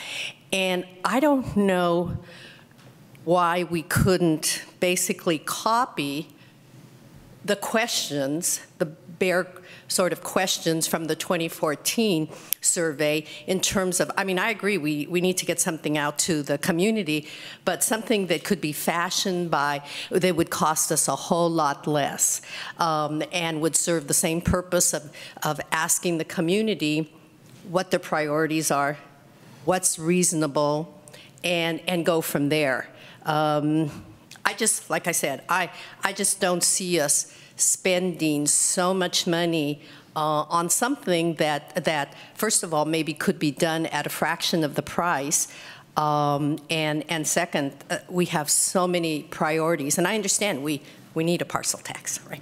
But at this moment, I just want to share my feelings that I'm not convinced that it's absolutely necessary. And then when there's discussion about doing it in a primary as opposed to the general election, if there's a cost, and you've clarified that there won't be a cost now for if we do it in the primary, then that's something else. Or there is a cost. There is a cost. There is a cost. There is some cost. We split the cost with the city. I do need to I need to confirm this with the city manager. I haven't had a response yet, but I do believe that if both the city and Albany Unified have initiatives on the ballot, then you share the costs. If we are the only ones that have something on the ballot, then we would bear the cost. And do you know what it was last 2016? I'd have to go back to the, this I just couldn't get done within the last couple of days, I'd have to go back to the county and find out how much we actually paid for it. Well, because in 2014 it was a general election, so the city had candidates on the ballot, right? So if they would have at least city council members up, even if they didn't have a city tax or something like that. Right. I mean, you can't run an election any cheaper than what it's going to cost us, whether we do the primary or the general. Yeah. It will be the minimum cost that we would incur regardless if we add something to those ballots. I guess the survey that was done in 2014, I wasn't on the board then, but actually I was called, and so I was a data point in that survey, and they asked a number of questions, and it was very detailed questions, and I believe that, because I did a little bit of research since this was on our agenda, and they did a detailed presentation to the board and possibly to the campaign committee that comes later about what was said. So I don't see a way that we could do that just, with a group of volunteers. I also think that the company, the firm, whatever, they help advise you on ballot language, and so they have sort of a semi-legal aspect also. I welcome Board Member Hinckley to speak more about the utility of the firm. Yeah, so they do not just a survey, but they do, like Kim described with calling, they're actually doing polling. So they're calling your voters and getting a real sense, which would be a huge amount of time for us to do. And also, I think people answer differently when it's a polling firm than they do if it's me calling and they're going to say, sure, I'll vote. The other piece I'll say is that after the polling was done, and they did do a really detailed presentation, the board at that time, or we also discussed some districts will then hire that firm to also run the campaign, because that is actually a ton of work. And we decided not to do that, but instead to ask our community to raise money for that campaign and to do all of the hard work of doing the campaign. So I think that's where we want people to focus their efforts, not on the polling, which is easier to contract out. You don't mind answering questions for a stranger, but you don't want a stranger telling you to vote for a measure. You want a neighbor or a community member. So I think we're already going to be asking a lot of our community it does cost a lot of money to run these campaigns, and I can't remember off the top of my head, but that committee raised at least $15,000 or $20,000 to run that campaign, and I think these are expensive propositions. We're going to ask our community to do a lot already, and I think personally, I think it would have been impossible to do without that polling. The last thing I'll say is just that these are all or nothing measures. So if you get that number wrong that you put on the ballot and you've misjudged what your voters are willing to pay, you get nothing. And then we're looking at cutting an additional $1.3 million a year from our budget. So it's really important to get that amount right. And personally, as a board, I would feel better having a lot of expertise going into that decision. I'm wondering if we could approach UC Berkeley, for example. There are graduate students, a professor there that might take this on as a project or something, be it government or business, something where, once again, we don't have to pay the full price for this, but try to get some help. UC's right there. Come on. They got to help out. I could ask them for some crossing guards while we're there. I think that this is more of a business service. I don't think that this would be of interest to a graduate student or a professor. This is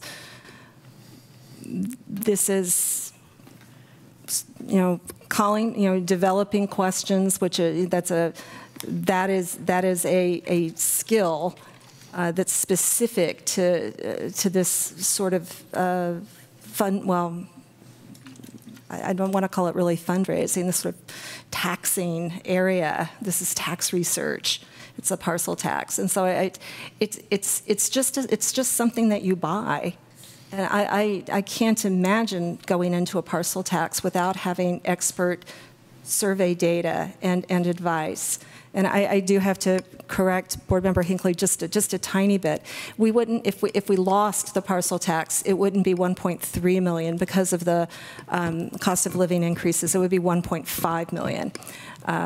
Just a small, but every one of those dollars means something to our district. Is there further board comment, or are we ready to take a motion? Yes. I would affirm my support for the polling, because I think that, as Hinckley was saying earlier, it is kind of an all or nothing situation, and I think that if we are willing to put the $30,000 or however much it does cost now, having a higher level of confidence that this parcel tax would pass is I think a price that I'm willing And I hope that we would be willing to pay in order to get that parcel tax passed. May I ask a clarifying question? Would it help the board, and again, I don't know if this is a good idea or a really bad one, but would the board like to set a threshold of cost? And I don't know if 30,000 back then is equal to 30. Well, it's not equal to 30,000 now, but given the fact that we have successfully passed the parcel tax and our community tends to pass bonds and parcel taxes at a fairly high percentage, would it help the board if, when we did the RFP to say not to exceed a certain dollar amount, or do you think that would impede maybe the quality of the team we would get?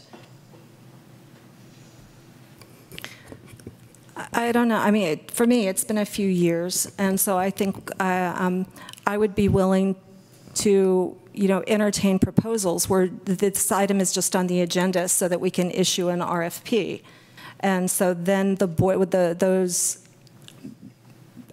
proposals that we get would then come back to the board for a decision-making process.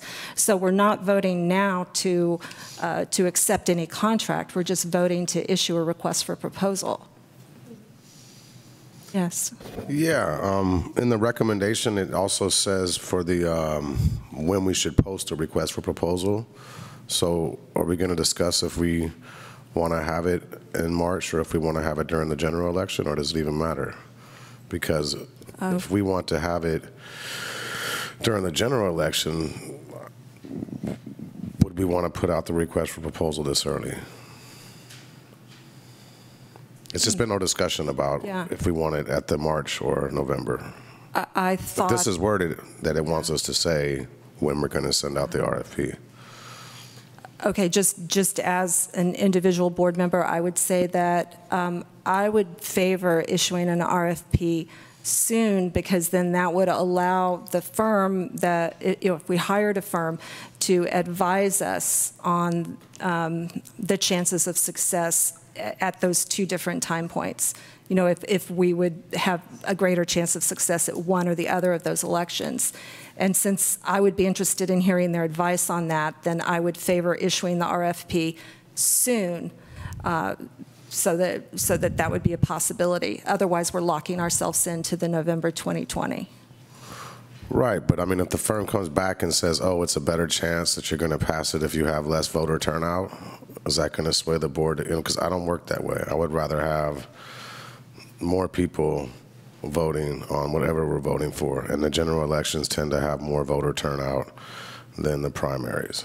So for me, as one board member, that wouldn't really be important or valuable information to me. It would be what is the highest voter turnout, which we all pretty much know what that is.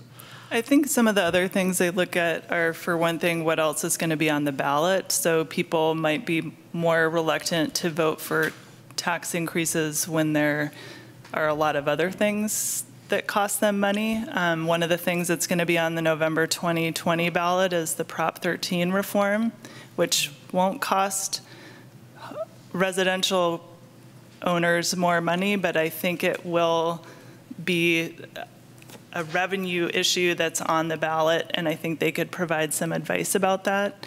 The other issue around timing is that if it was on the March 2020 ballot, then we would know that information going into the budget cycle for the following year.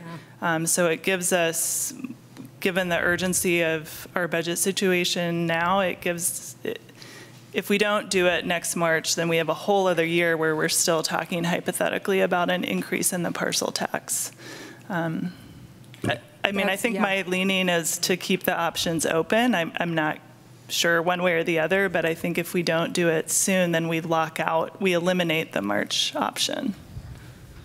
Yeah, that you bring up what I was thinking. I wasn't thinking about it so much in terms of voter turnout and that sort of thing. I was thinking about it in terms of AUSD's budget cycle. And by that point in March 2020, if we had a positive result, then we could submit a very different budget than we might otherwise have to. Because 2 years out from June 2020 puts us into years where we would potentially be in very bad financial shape. So I was thinking about it more in terms of the impact on the district rather than how many potential voters. Is it possible to get some feedback from the Budget Advisory Committee? Have they discussed that at all? I think I think they would be looking for the advice of the tax research firm. So they would hope to be advised by by this firm that we may hire for all of those sorts of decisions, because those people are the experts. They're going to be looking to them for advice beyond the survey, you mean, or in terms of the measure? Or in just terms specifically? in terms of the amount to ask for, in terms of what we promise in the ballot language, in terms of when to do the election, a whole host of items. Quick question. I don't want to take up too much time. The previous parcel tax, we used a firm, correct? Mm-hmm. The number that was put into that and the advice that was given, everything like that, came from that firm, right? Based on the numbers that I've been seeing, everything that I've been seeing, there's currently not enough money to do all the things that we need to do. Right or wrong? Right again. So if you hire the experts, I think I use those quotations, right?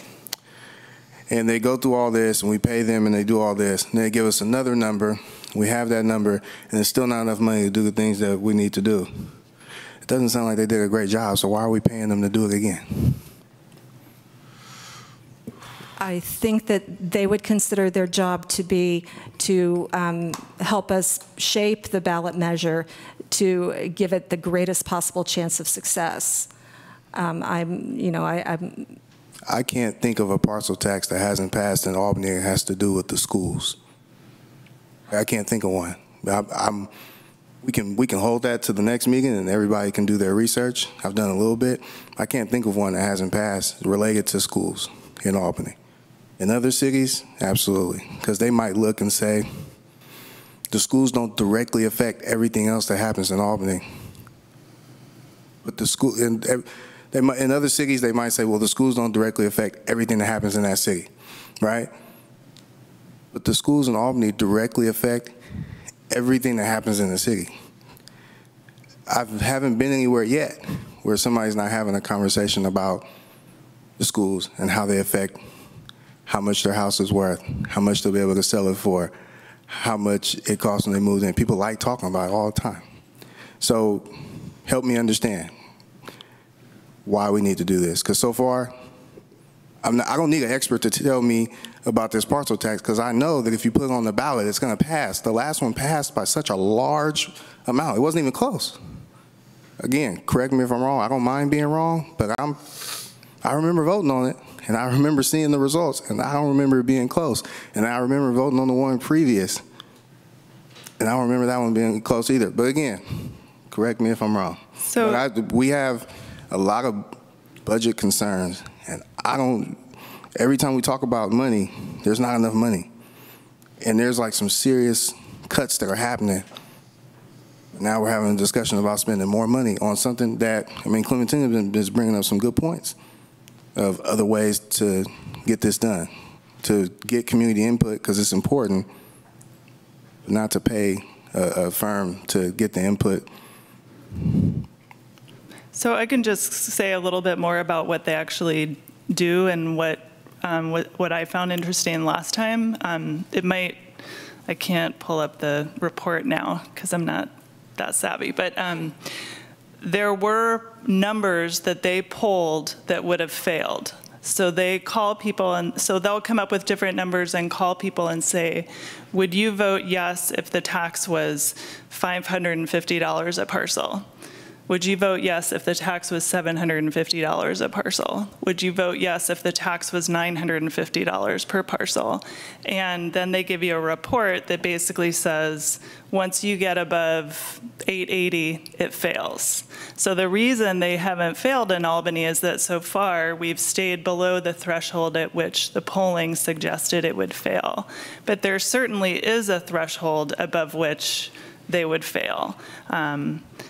At least according to what voters tell us when they've been called by the firms. So I think they would consider that they've been successful because they've given us numbers that we put on the ballot that passed.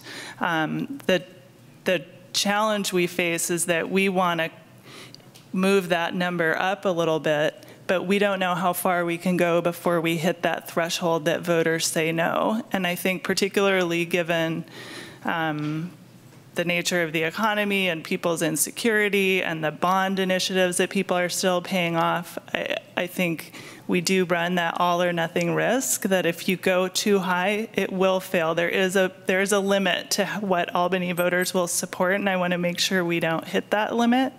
I mean, I share your concern about the money, but I think that in this case, the payoff we get is not trivial, and our need to be able to really push the limit of what we think people would be willing to support is important. And I don't feel confident picking that number without somebody actually talking to voters now, you know, and maybe they'll be willing to pay less than they paid last time, maybe more, we don't know. A lot has changed in the last 6 years.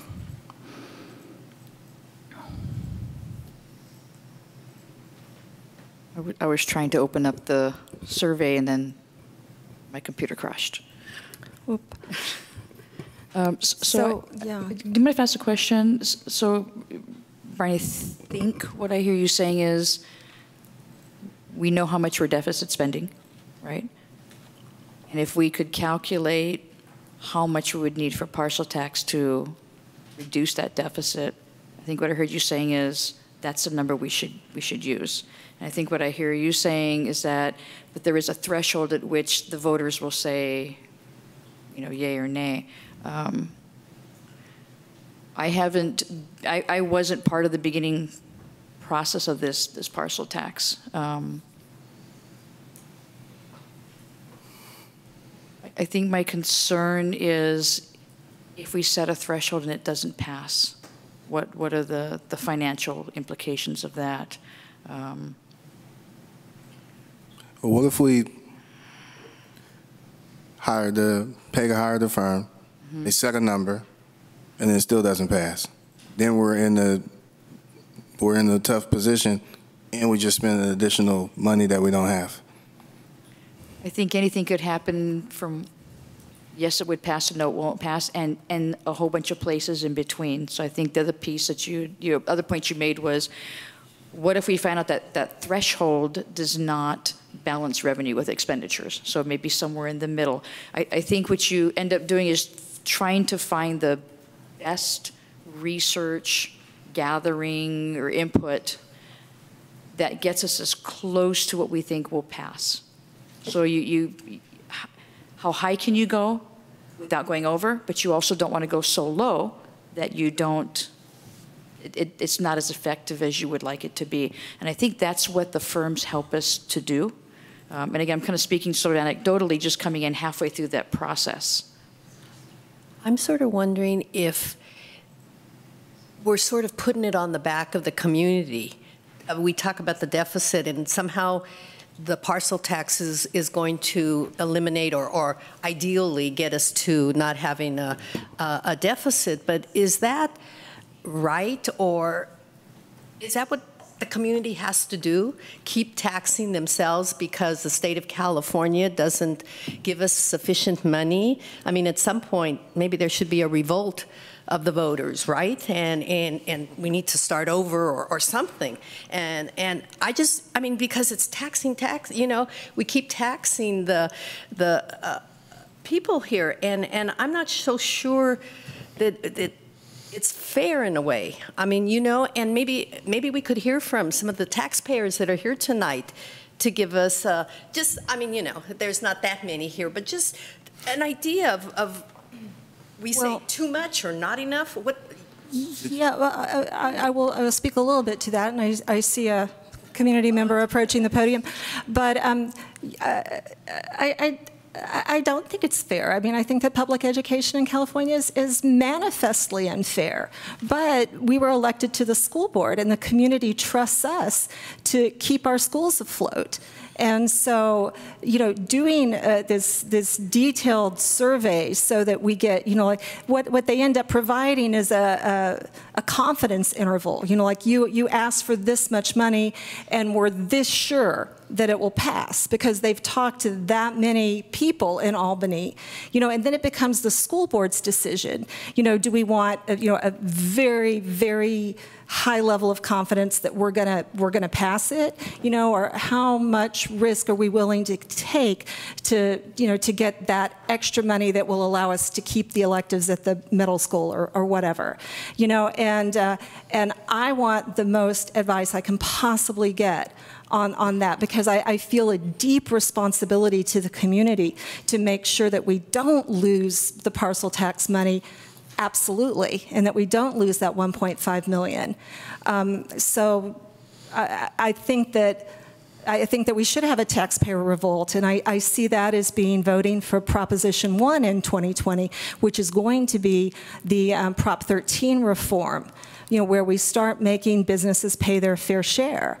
And that is the grassroots revolt that we need. But as an elected board member, I have to try to make sure that we get this parcel tax renewed.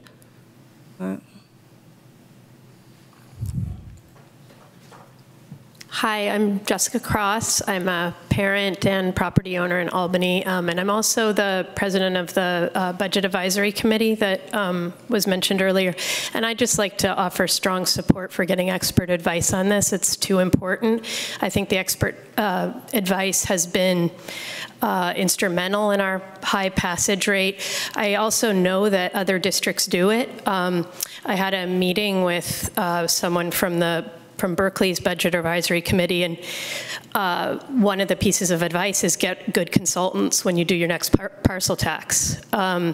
Because you want to get the right number, but also theirs apparently is structured in a way that it adjusts upward when property values go up. And that's part of the reason their whole isn't quite as big as ours as a percentage of their budget right now. So that's just an example. I wouldn't know how to do that. So I just think it's a time that's really important, and it is absolutely true that the Budget Advisory Committee would be looking for expert advice so that we could be thinking about long-term planning in a way that seemed like less hypothetical and more assured. Thanks. Thank you. Seeing that we're after 9 o'clock and where we are on the agenda, I would like to ask for a motion.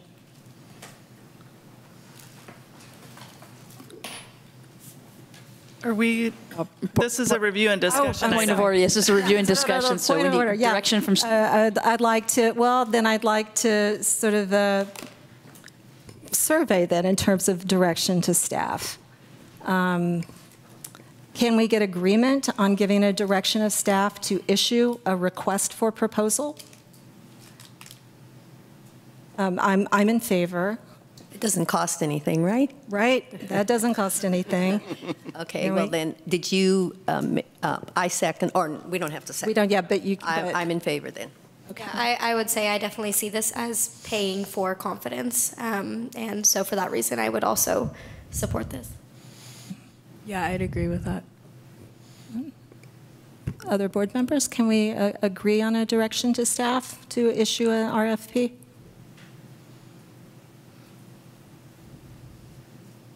For the record, I'll say Board Member Hinckley. Sorry, I nodded. Shook her head yes.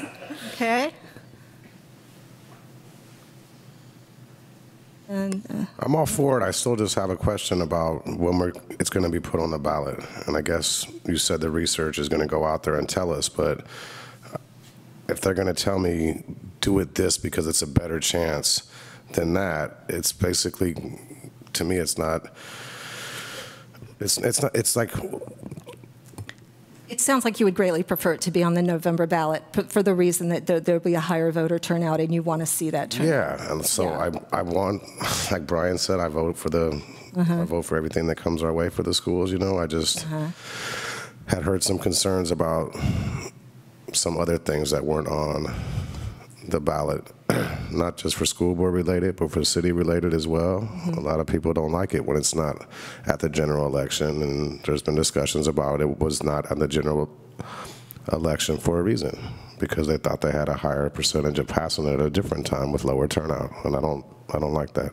Okay, point taken. I have a question. Would we be able to instruct the polling group that we don't want this to be in a special election? That You mean on the primary election? Yes. So are we allowed to direct them to do that and then say we would still like to know what is the maximum amount we could ask for? You know, at what point do we have 50% confidence? At what point do we have 60 and so on? Would we still be able to ask that but give the constraint of the election that it's held on? I certainly think we could, because we're hiring them, so we give them their marching orders. I would like to hear from CBO Kim about what the implications might be in terms of our budget cycle if we did do that, but I think that would come later at a further board discussion. I'll just say, too, so when we were doing this last time, it was 2014, not a presidential year.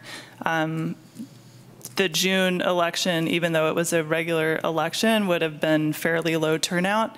The June 2016 election was one of the highest turnouts ever in Albany. My expectation is that March 2020 will be an extremely high turnout election because the primary is happening and because California's primary is so early.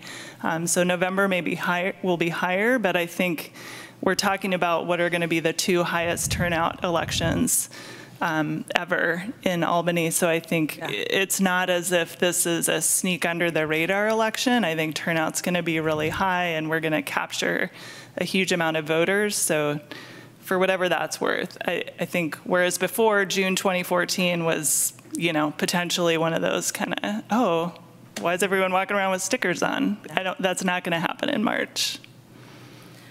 Mr. Tan, one more. Yeah. Just add another piece to it. Even with the firm's report, ultimately it is the board who has to pass a resolution on when it will be and what the threshold would be. So it comes back to the board, so the board could even say, we still want to have it this election or this election. The other question I have is, I hate to put Board Member Hinckley on the spot, but when we do the RFP, we do a little bit of a language to submit the RFP. Since you have some of the expertise on that, would you be willing to meet with Jackie and create some language around the RFP? Because we believe that we can probably get it created, posted probably within the next couple of weeks. Yeah, and I've already reached out to some of the people who ran the other campaigns, so if I can have them help me with that, yeah. We have our direction.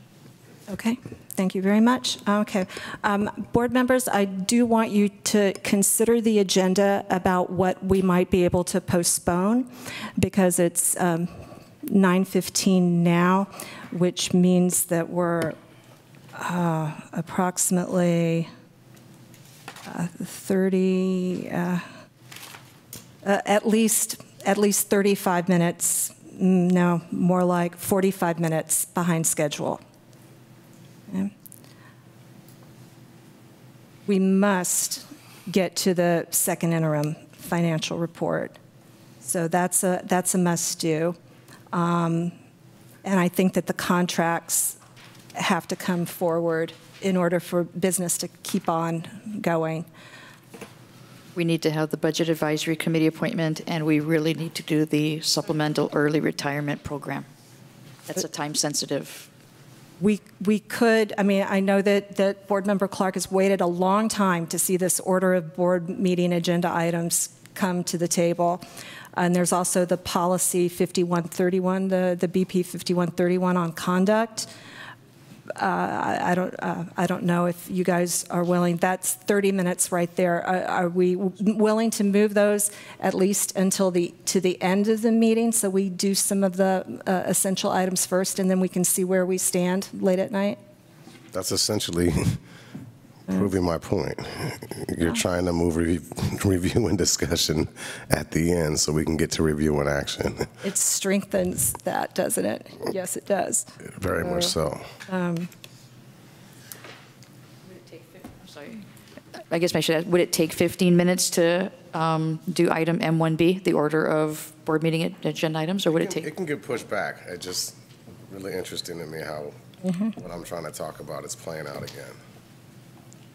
Yeah, there we go. Okay, but do I have the board's agreement to go forward now with N2 technology, get those contracts approved? Yep. Okay. Okay. So, review and action, technology, contracts, please. Thank you, Ms. Second. I have to get to that page. It's page 102. So I'm going to actually turn this over to Dax Kajiwara, who is our Director of Technology. Good evening. This first one is a contract with AT&T for district data transport to Alameda County Office of Education. Very simply put, that is it's our contract for our main internet connection for the whole district out to the Alameda County Office of Education. I don't know if there's too much more to say about that. Then we really need that for all business to happen. So if you have any questions, I'd be happy to answer them.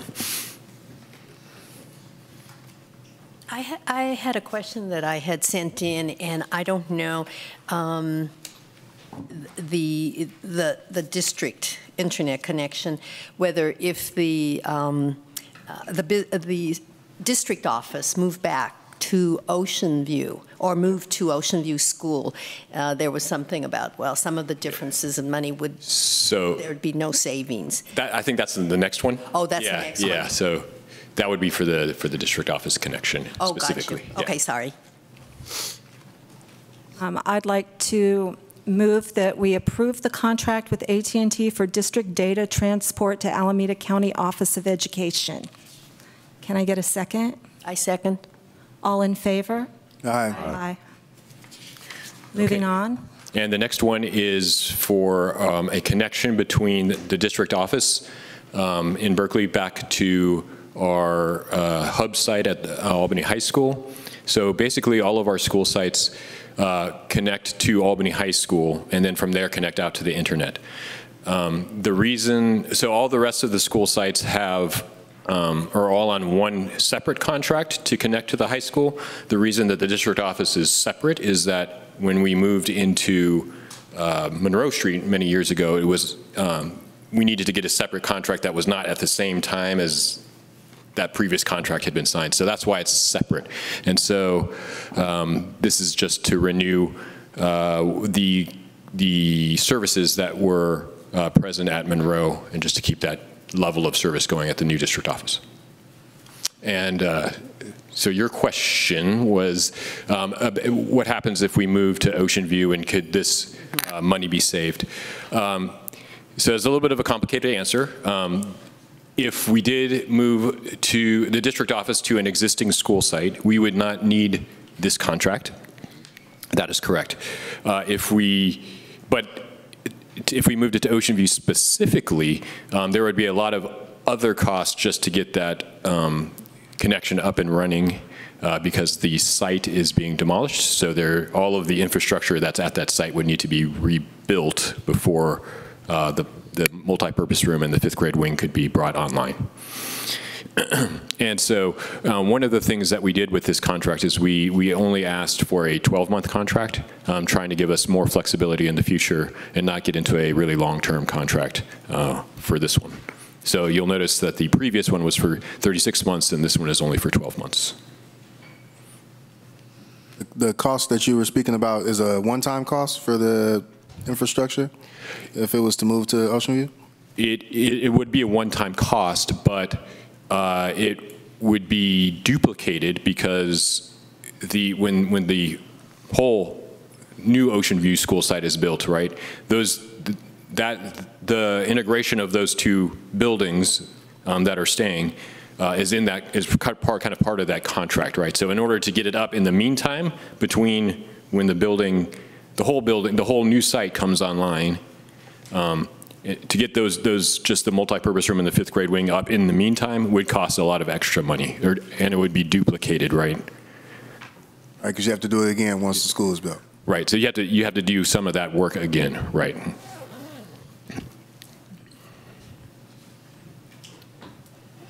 Looking for a motion to pass this contract? I move to approve the, whoops, I'm looking at the wrong item, the contract for the district office connection with AT&T. Second. All in favor? Aye. Aye. Thank you very much. Moving to our second interim financial report. I just wanted to make it clear to our community that's here in the audience and watching that there is not a lot of update in this second interim financial report for a reason. We convened the Budget Advisory Committee, and we're asking them to do quite a bit of work on advising us on various budget reductions and new sources of revenue. And because in order to give them a chance to work and to bring those recommendations back to the board, we expect that the budget will undergo major changes before the June adoption.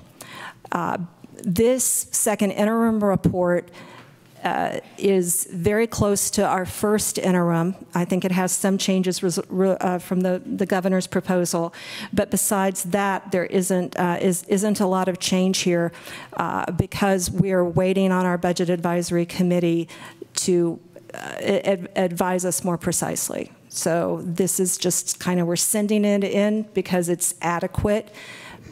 We don't expect the June budget to look like this. This item is to review and approve the second interim report with the positive certification, and I have a short presentation this evening.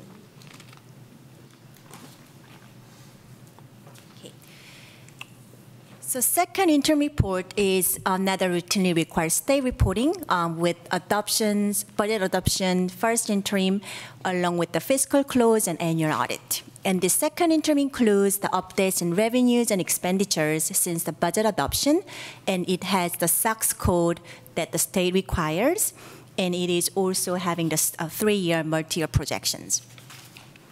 So here is the budget timeline. We are right here in March, and this April is classified notice, and the May governor's revision, and in June we are going to bring 1920 new budget. So the legal requirement is the certification, and this interim report, the AUSD will certify as a positive for a second interim of 1819, meaning that we will able to meet all our financial obligations for the current year and next 2 years. So the enrollment trend didn't change from the first interim, which is consistent from 1819 all the way to 21-22. And please note that once we have the supporting documentations for inter-district transfers, then we can increase the enrollment for the budget adoption in June. Changes from the first interim. So there was 2 new revenues that I budgeted for, which is low-performing student block grant and classified school employees professional development block grant, and that also increased our expenditures in budget. So the money hasn't spent yet, but it increased the revenue and the expenditures in budget. And one item that you will see the differences is a new items that this expenditure of 100,000, the last 2 items, is budgeted, and that because of that, when I presented from the governor's budget, it was about another 300,000 that we will have to reduce. Now it's going to be another additional 100,000, total of 400,000 before the June adoption.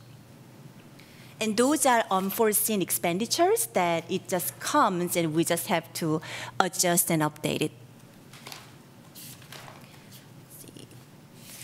As you can see, we have, this is our revenue structures. We have 2% federal revenues and the rest is the state. Partial tax is about 13%. And our expenditures, we have about 85% of salaries and benefits, meaning every dollar we receive, 85 cents we spend on salaries and benefits. Okay, and this is the multi-year projection assumptions, meaning I use these numbers to build our budget for this current year and next 2 years. And these numbers are all updated based on the January governor's proposal. And you can see the main item will be the cost of living allowance. This has been changed, not updated, and also the STRS rate has been decreased. STRS, so again, this is dramatic increase. However, so when this new governor's budget proposal has 2021, 22 the same rate. However, you will see a slight increase. The reason is because we still have salary increase, and this is the percentage of the salaries. So even though the rate is still the same, 18.1%, you will see a slight increase in the graph. Per season change, it also shows dramatic increase. And this is the multi-year projection, how it looks like as of second interim now. We still have structural deficit of 2 million this year, and another 1.3, 1.8 in next 2-3 years. So this is the area that our budget advisory committee is working on to have a balanced budget. And in June, this is the 3% they will have to have the positive certification or to pass the budget by the county. And this number also includes $1 million budget reductions that are approved by the board for the first interim. And this is the list that I just have it for your information, what the $1 million budget reduction incorporated in this first interim. If you'd like to take a look at it. And the second page.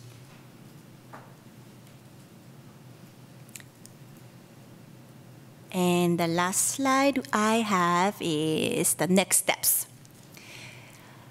So starting April and May, I will have the budget development, and May 20th, we will have the budget revision workshop, meaning we will have the final budget numbers from the governors. And June 11th, we'll have a budget public hearing, and then board will have more ideas and also if any changes. And June 25th, we will have the final budget adoption for 1920. Any questions? Thank you very much, Ms. Kim. Yeah. Questions from the board?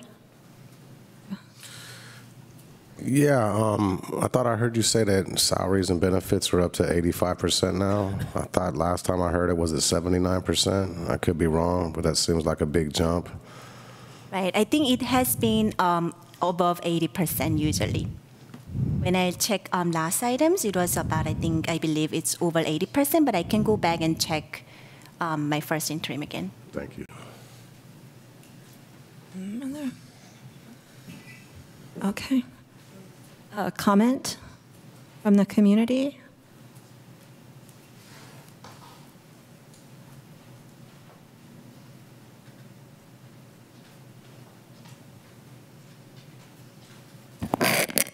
Elle Bloom, here as a parent, but really a representative of school care. So I just have a question and a comment. Over the next 3 months, the school care board is committed to raise about $200,000. That's at least our goal.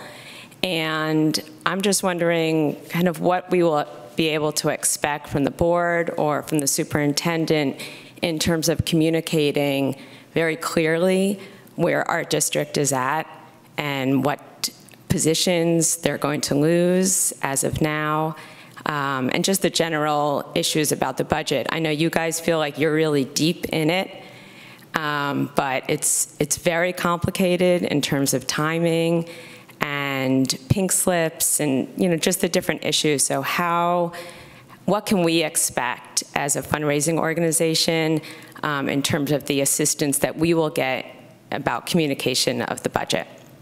I think I can answer that pretty quickly. Can you go back to the slide where we had the 1.04?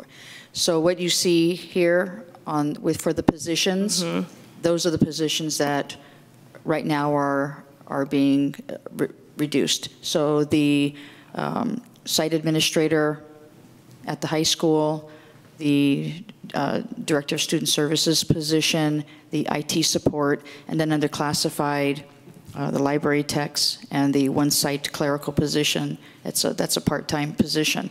The next slide is all the non-personnel items. Yeah, I guess maybe I wasn't clear. I know what positions are going to be cut. I just don't think that the public really understands what positions exactly are going to be cut. And without that knowledge, I don't think it helps our fundraising effort.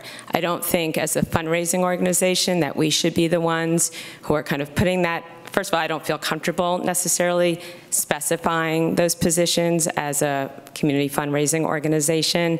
And we don't want to always be seen as the group that's putting out that crisis language when really this is a decision that's coming from the board and from staff. So how are you going to communicate with the public? Okay, thank you. I'm going to have to work with staff on that. One is, I can put it in an update to the community. It would be on our website about the positions that are up for elimination or reduction. I think we've provided the information previous board meetings, but as you said, not everybody watches a board meeting. Yeah, it's not, and I'll just say, and then I'll let you continue, but putting that information on the website, even on your front page, is not the same as communicating it in a newsletter, putting it on the e-trees. It's not that easy to find all the budget information. It's a lot of clicks on the website, and even the front page of the website I don't think is going to have the same impact as a letter to the community. Here's where we're at, and there are steps that you can take to help minimize these cuts. Thanks. And then overall, that will help like the fundraising in general, right? Because if people have a clear understanding as to what's being cut, then it's a lot easier to, sell the raffle tickets and things like that for school care. Well, sign me up for all that fundraising. I'll be at everything. You're going to be on the phone bank for the school care sprint. Absolutely, Brian. Okay, so thank you. That was a good idea, and we appreciate that, Ms. Bloom. I move that we accept the second interim budget report. Second. All in favor? Aye. Aye. Aye. Thank you, Jackie. All right, come. Yeah. Okay, so that brings us to business services, item B, agreement with Derivi Castellanos Architects to provide program management services for the Marin Elementary School rebuild. Right. This is for the board to review and approve the agreement for the Marin Elementary School rebuild project. And the anticipated project time is about 36 months, 3 years. And it's going to start the first design team meeting in a few weeks. And the cost will be about $1,169,000 in Measure B bond. And just so the public understands, we've been working with Juan Broso and DCA for our projects, and we're very happy with not only his services, but also his staff.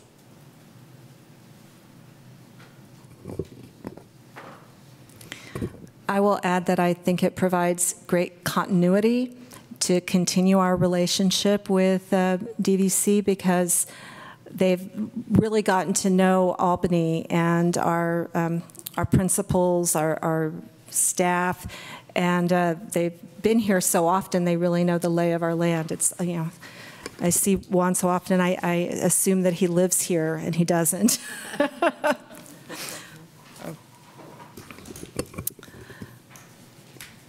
Any questions? No? All right. I'm looking for a motion. How about you? You got kids at Marin? I do. Yeah. All right. Move to approve the management services for the Marin Elementary School rebuild project. Second. All in favor? Aye. And that moves us to item Business Services C, agreement with DVC Architects to prepare plans for elementary temporary house. Oh, that was pulled from the agenda. So that then we get on to the appointment of Budget Advisory Committee members. Okay, this is for the board to appoint members to AUSD Budget Advisory Committee, and the reason is one of the parents moved out of Albany, so now we have another position vacant, and Stephen Stewart is what we recommend, and I believe he is really the only application we received after the last one. And he's been coming to all of the Budget Advisory Committee meetings. So if Can we finally get Stephen Stewart as an official member of the BAC, please? Yeah. I move to appoint Stephen Stewart to the Budget Advisory Committee. I second that. All in favor? Aye. Aye. I can't wait to tell him that tomorrow. Yeah. And he missed it. One meeting. Yeah, when he finally gets the yes, he's not here. He's probably watching it. Yeah. I see him at Marin for that drop-off and again at ACC for that drop-off. So Pass him the good news. Yeah. That brings us to E, supplemental early retirement program. The board is very interested to hear about this item. And before I turn this over to Jackie, I really want to give a shout out to Jackie for working with Keenan on this entire process and working with our unions on it. So thank you, Jackie. All right. Thank you. So this item is for the board to approve the SERP program. And we have 13 certificate employees that are willing to take SERP, and that means we could save about $763,000 over 5 years. And this is a minimum savings that we can see, meaning that if we replace all 13 employees, then this is our savings. So there could be possibly more savings in the future. And Gail Bill, Senior Vice President from Keenan, is here this evening to answer any questions you may have. Good evening, members of the board, staff, Superintendent Williams. Thank you for the opportunity to be here tonight. We just finished up what we would call an enrollment in the program, and so we wanted to bring you the results of that, to answer any questions you have and for your approval. So the SERP plan is really considered an early retirement program, if you will. It's really designed to address any type of budget situations, such as declining enrollment, assisting staff with planning, and not just this year, but when you see the savings over 5 years, then you can kind of make that a multi-year plan. Certainly for the employees, it enhances their retirement benefit.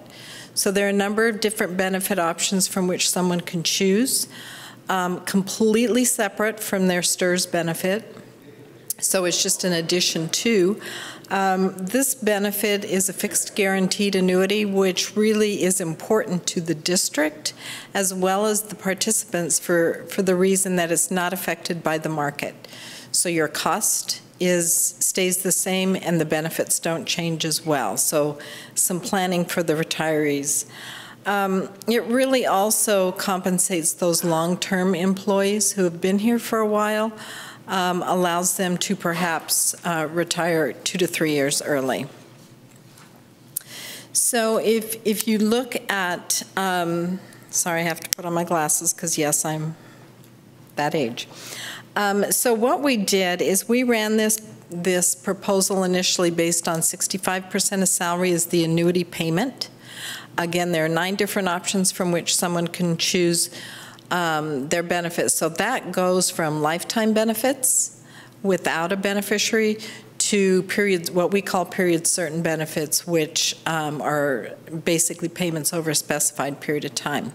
So regardless of the benefit option the retiree takes or the participant takes, the cost to the district stays the same.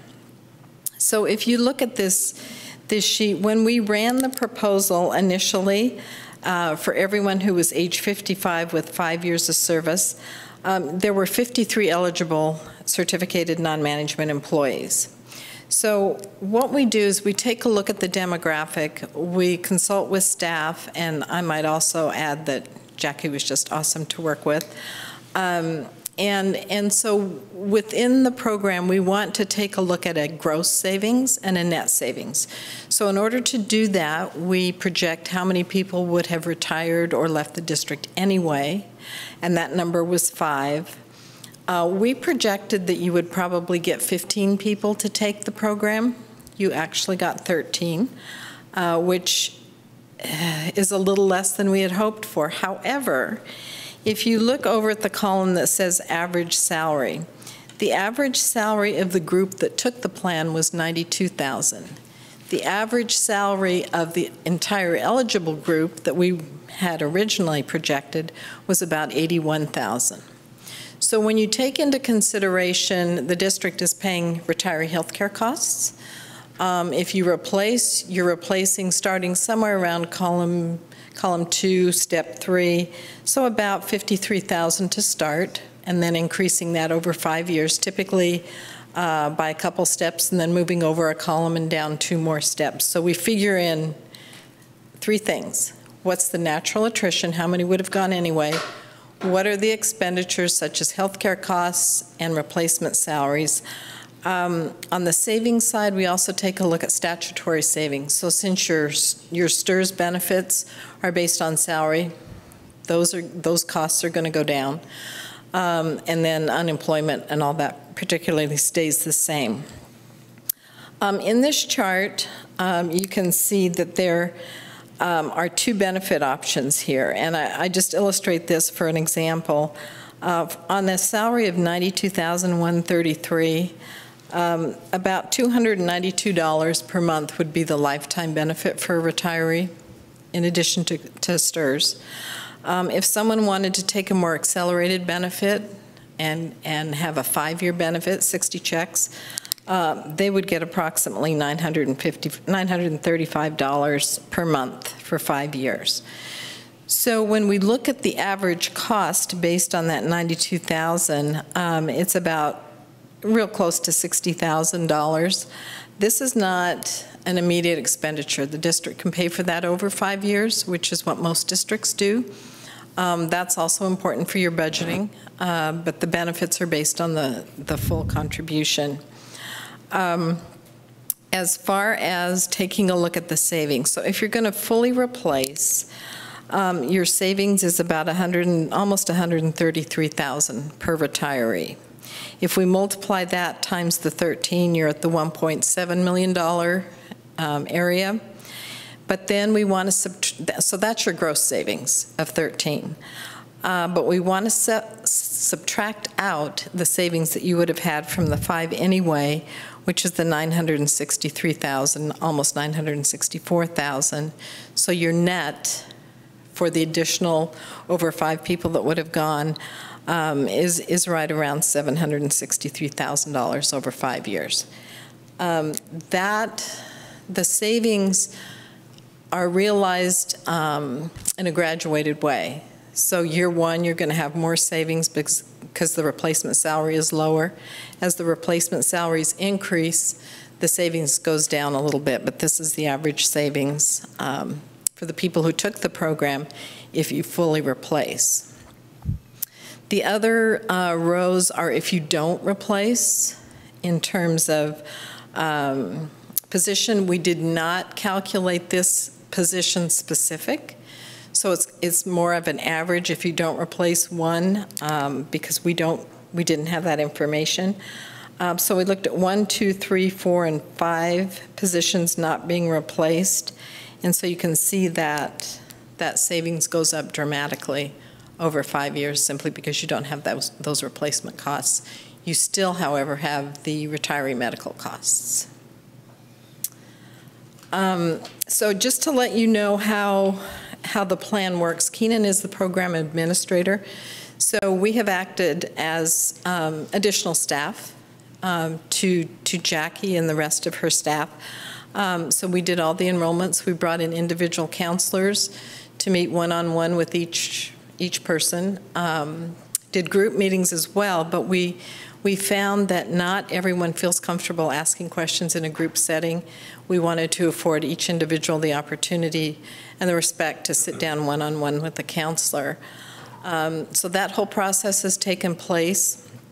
The funding company, if you will, the annuity company, is United of Omaha, part of the Greater Mutual of Omaha.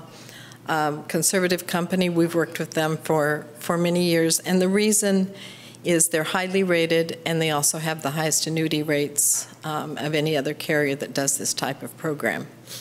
So Keenan will provide ongoing client service to the district if you need reports, that type of thing, and also if participants have questions, there's a change in life, for instance, someone passes away, spouse passes away, we'll be the contact person to take care of those issues for as long as someone's still receiving a check.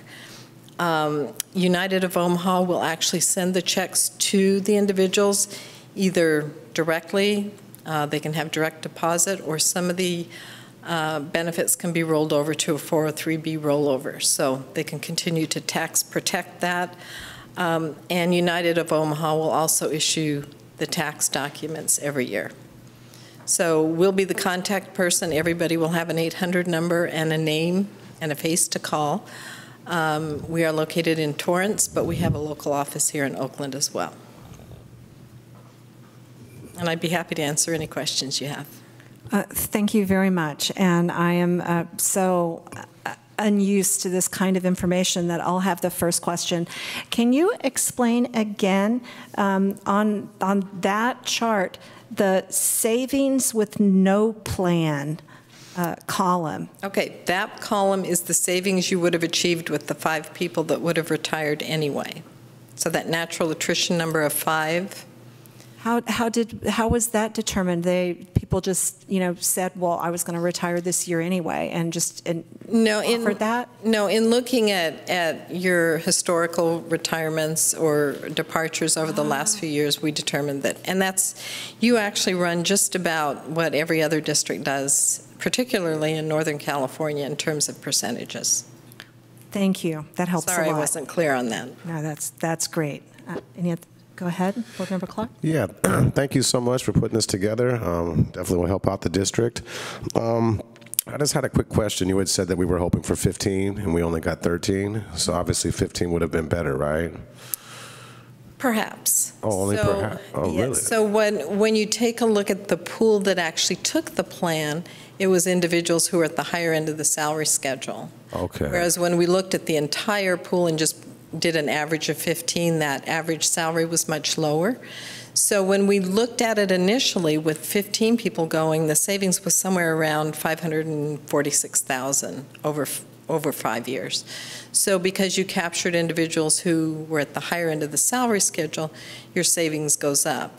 Oh, and so, if you'd gotten a couple more and they'd been at the higher end, certainly there would have been more savings. But based on what we typically see in looking at your demographics, when we prepare an initial proposal, we really would rather be more conservative because we want the surprise to be a good one.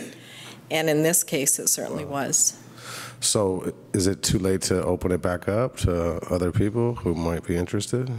You know, that's really a district decision. I would say at this point, you're kind of down to, you know, layoff notices going out. The plan becomes effective July 1, so we need to get a final quote into the carrier, get the insurance certificates back for the individuals to have for their files. So yes, the answer is yes, you could. Would I recommend it at this late juncture? Probably not. Just for ease of planning, doing budgets, I would say it probably could hold a lot of numbers up if you did that. Thank you. Mm-hmm. Other board questions? Yes. All right. Thank you very much. Thank you, and thank you again for tonight, but also for your staff. They've just been phenomenal to work with. Well, we think so too, but thank you for mentioning it. We do very much appreciate the staff time that was put on bringing this. That goes for you, Ms. Kim. Thank you. All right. Then I do need a motion to approve the supplemental early retirement program. I move that we approve the supplemental early retirement program. A second. All in favor? Aye. Aye. And that moves us to superintendent items on the agenda. Resolution number 2018-2019-11. Thank you, members of the board. In January, I was approached or was called by a member of the Alameda County Sheriff's Department asking if our board had passed a resolution renewing the agreement with the Alameda County Organization or Emergency Management Organization, and they informed me that back in 2008 there had been a resolution, and in 2016 Scott Haggerty had renewed at the county level. It took them about 2 years to get to Albany. I think they were probably catching up, or they were working with districts, and so they asked if I would bring this resolution to the board. They gave me what's a very similar resolution to what was in 2008. This allows our district to participate in the county in the event that there is a county-wide emergency, and part of this will require that that I designate 3 people to get trained. The county does the training, and then these are 3 people who would, in the event of an emergency, work with them. A board member had asked a question about how does this work with our safety plan. What we will do is, I've spoken with Dax, once we get the training, then we will know how we would need to adjust our district-wide safety plan. It doesn't mean that the services or we would not have participated, it's just that apparently it's taken a while to get this resolution renewed. So the resolution is what they provided to us, and I bring this to the board for approval. Well, I am very happy to participate in the Alameda County Operational Area Emergency Management Plan overall. I think it's wonderful that we can be part of a group effort to support our county in the event of a true emergency. So I think that's a motion that we approve this resolution 2018-19-11. Do I hear a second? I second. All in favor? Aye. Aye. Aye. I know there's an absence, and so I'm not sure as a point of order. Yeah, you'd make for the minutes that Member Clark did step out and did not vote on this item. There you go. Okay, normally we do a roll call vote for resolutions. Please, let's do a roll call then. Thank you. Ms. Shen? President Trutain? Aye. Vice President Doss? Aye. Trustee Clark is absent at the moment. Trustee Hinckley? Aye. Trustee Duran? Aye. Thank you. Before we move on, we're going to need a motion to extend the meeting. We have two short items, but then we also should consider whether the board feels that it wants to go back and address some of the items that we skipped. They've put the lights back up to keep us awake. I can probably do the next two motion measures, items at about a minute each. So if you wanted to do another 30 minutes, we would be done. Give you an opportunity to do both those other items. I move that we extend the meeting for 30 minutes till 10:25. Do we have to second that? I think we do. Second. All in favor? Aye. Aye. Aye. Okay. Superintendent Williams, you want to do the next? Okay. Thank you. And this is a resolution that is going to support Assembly Bill 428, Medina, and this is funding for children with disabilities. And this is the bill that would increase funding for special education. And I can talk to anybody offline who would like to talk about this, and I'll talk ad nauseum about it, but I would like the board to please pass this resolution so that I can get it to all of our local politicians and to every member on this committee. It's a very important bill that we need to pass. I move that we pass resolution number 2018-2019-12, funding for children with disabilities. I will second that. Whoop. Go ahead. Jumped on. Second that. And may we have a roll call? President Tutain. Aye. Vice President Doss. Aye. Trustee Clark. Aye. Trustee Hinckley. Aye. Trustee Duran. Aye. Then we move forward to our resolution calling for support of AB 39 to increase local control funding. Thank you, President Tutain. And this is the revised Murasuchi bill that did not pass last year. And this is to increase funding so that we can bring California out of being 41st in funding and hopefully get to be the top 10. Another bill that I strongly support. I do not believe that either of these two bills are competing. They are both bills that need to pass to fund what our children deserve. I will add to that in that AB 39 provides a framework for additional funding, but there is no money attached to it. So it's likely to have bipartisan support in the legislature. It just says, now we're here, and we'd like by 2025 to be here and by 2030 to be at this other point. So it's sort of a staircase, up to average and then up to the top 10 in our nation. So, but support of AB 39 does not move any more money into the schools. It just provides an aspirational goal for for Sacramento to do that.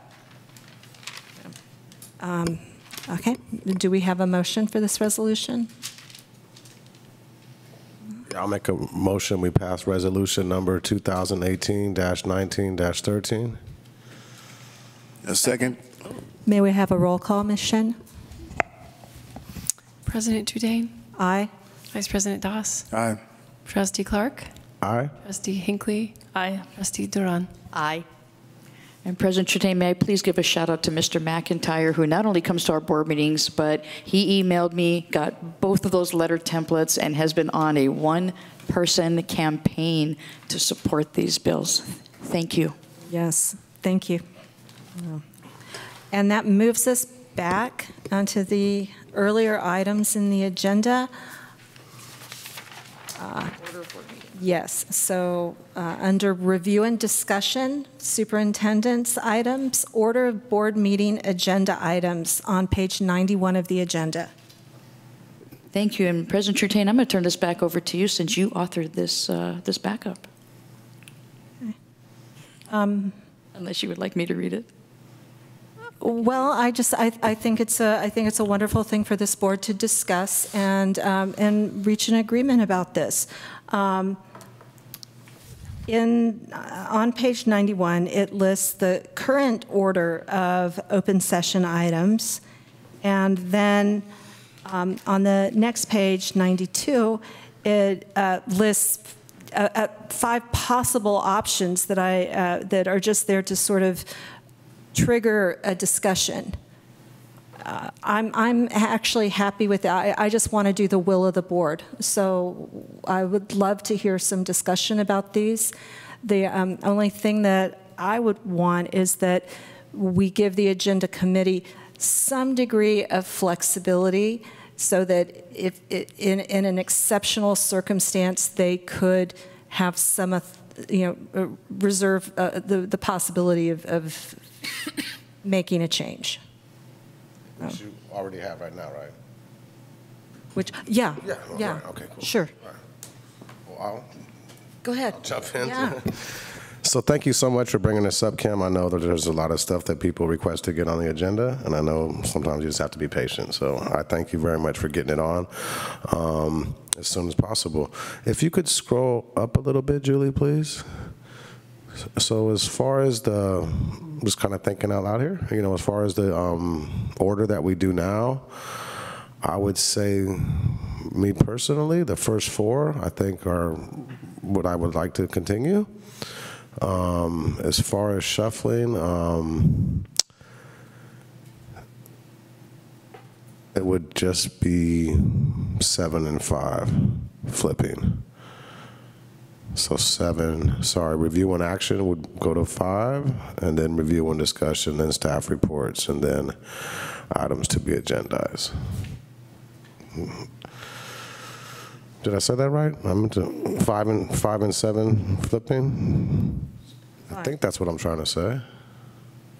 Yeah, so that would just put review and action before review and discussion. Correct. And then the staff reports following review and discussion. Yeah.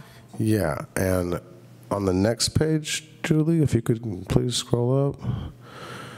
So under number 2, I think that's great, and then I'll go back in a second after this to my reasoning for this whole discussion to start out with.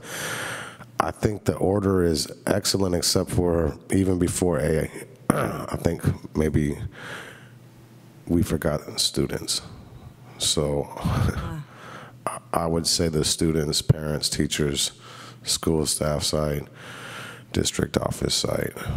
So the order is good. I would just slip in students in the front. And then the reason I brought this up is not that frequently do we have something that's so big that students do come, but we have had it before, so if there's times where we're going to be here late, I think we need to let the students get their say and try to get home as soon as possible, and then parents and teachers and district office staff, and obviously the board members are here till the end, and a lot of people from district office are here till the end as well, but I just wanted to throw it out there and see what other people have to say about it. But I agree with you 100%. If we change it, it's not like, oh, now this is set in stone. You can't, as an agenda committee, do what you guys need to do. Thank you. I think that's a great idea about prioritizing students first. That's our whole job, right? That's what I'm saying. Yeah. And I think this is fine given that the agenda committee still has discretion, but just looking over the past 4 months, sometimes review and discussion items are the ones that have the most participation, and review and action items are pretty formulaic. So I think it really depends on the content. Sometimes review and action has no audience, sometimes it has all of the audience. So just would remind the agenda people when we're making, we each sit down and make that agenda coming up. I think moving the high participation items up front would be my guidance, and I think that's not necessarily review and action. A lot of times it is review and discussion. So I think you've left that open by saying we still can move things around. I just don't want us to get caught up in a formula that then ends up having a 2-hour discussion item last on the agenda, which is where we've been at times. Does that make sense? Yeah, sure. Board Member Duran. My only issue is the one about the public coming. students, parents who are here for a particular item, and I would like to see that we prioritize that when, to the degree that we do know ahead of time, and it's the agenda, the people that agendize, that would probably be well aware of that. So that would just be the one priority that I would definitely want to see. Vice President Doss? That sounds good to me. Okay, so I think I'm hearing that in general we want to keep the items 1 through 4 first, and then we would like, and then in general we will want to switch review. We would review in action with staff reports. So it would be 1, 2, 3, 4, then review and action, then review and discussion, and then last items to be agendized. And if we know that there's a review and discussion item that is going to get a whole lot of students or community members here, then the agenda committee would go ahead and put that earlier in the agenda. So if we have previous knowledge of that, we'll accommodate it. And our goal is to prioritize items in that number 2 item on the next page, with putting students first, then parents, teachers, school site staff, and last district office staff. Is that the will of the board? Yep. Yep. Okay, then we will make it so. Thank you. Thank you. And then that brings us to our last item tonight under review and action, curriculum and instruction, board policy 5131. I return this over to Marie Williams, our Assistant Superintendent of Ed Services. Ms. Williams. Good evening, everybody. Board President Chutain, members of the community, thank you for staying. So this item is coming to you this evening as a review and action item. I'll just give a quick sort of reminder of where we have been. The Board Policy Committee has been meeting since February of last year for some of the reasons that I think Board Member Clark has alluded to throughout our meeting this evening. This is our first time coming with a board policy, second time coming with a board policy for review and action, because often things that sort of are more pressing have come before. In terms of this first board policy, which is having to do with conduct, I just want to address a couple of the questions that were posed specifically about this policy. The first thing I will say is that this policy, conduct, is deemed optional by CSBA. I like this policy and we want to approve a policy around conduct. But the fact that this policy is optional lets us know that language in this policy is found in other places having to do with discipline and student conduct. So I know that there were some questions at the last meeting and concerns that I want to sort of address before we move forward this evening. But I do want the board to be certain that there are other places that some of these items are also addressed. So even if we were to approve something this evening that you still had questions about, there would be other opportunities, I suppose is what I want to say. So there was a question that was raised at the last meeting by Board Member Duran in regards to having a definition at the front end of this board policy that would speak to provide a definition of conduct for folks who are using this board policy. And I know that some suggestions were provided in the questions, and so now would be an appropriate time maybe to agree on one of those sentences that could be included as part of this review and action item.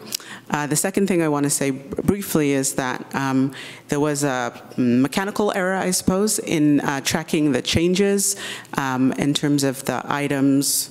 If we go further down here, the items that constitute prohibited student conduct, number 2 was an add-in, and then the items below that weren't renumbered. And in the event that the board policy is approved, all of the track changes would be removed and the document would be clean. So maybe I was a little a little overly eager maybe in trying to clean it up. So I apologize for that. And then the third thing I want to draw your attention to is another question that came up pretty specifically at the last meeting in regards to item number 9, a use of a cellular digital phone pager or other mobile communications device during instructional time. Is that the one, or am I reading that right? Is that the one? Yeah. Okay. So there was a question at the last meeting about why that language, hold on one second.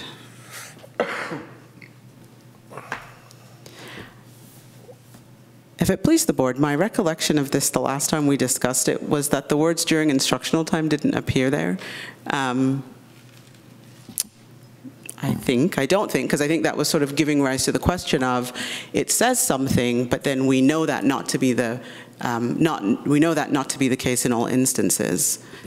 So I apologize. This appears to be different. This would have been my suggestion, however, to address the question of whether or not it is permissible for students to use cell phones at school. I took a look at the Albany High School behavior matrix and also the Albany Middle School behavior matrix, and they say something slightly different. The Albany High School behavior matrix speaks to possession and use of cellular devices when given permission by a teacher. The Albany Middle School behavior matrix says that possession and use of phones are prohibited. So we would want to create a board policy that would allow for both of those things to coexist. We want this policy to be loose enough such that the sites could establish behavior procedures as they see fit. And so adding the language around during instructional time, I do believe would allow sites to do that. And so that would, I think, be sort of a way to capture for sites that do have some,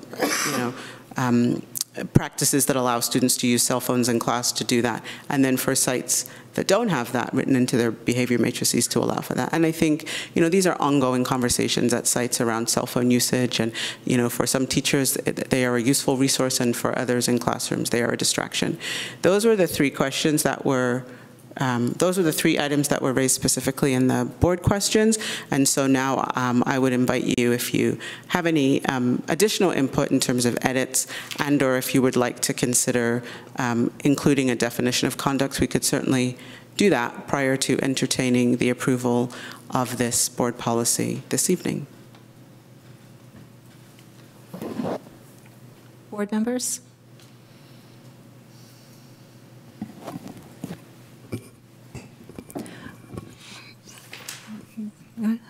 I guess what I would say is that I think that it's very appropriate for the age group that the middle school site administrators have decided that they don't want to see phones out at all.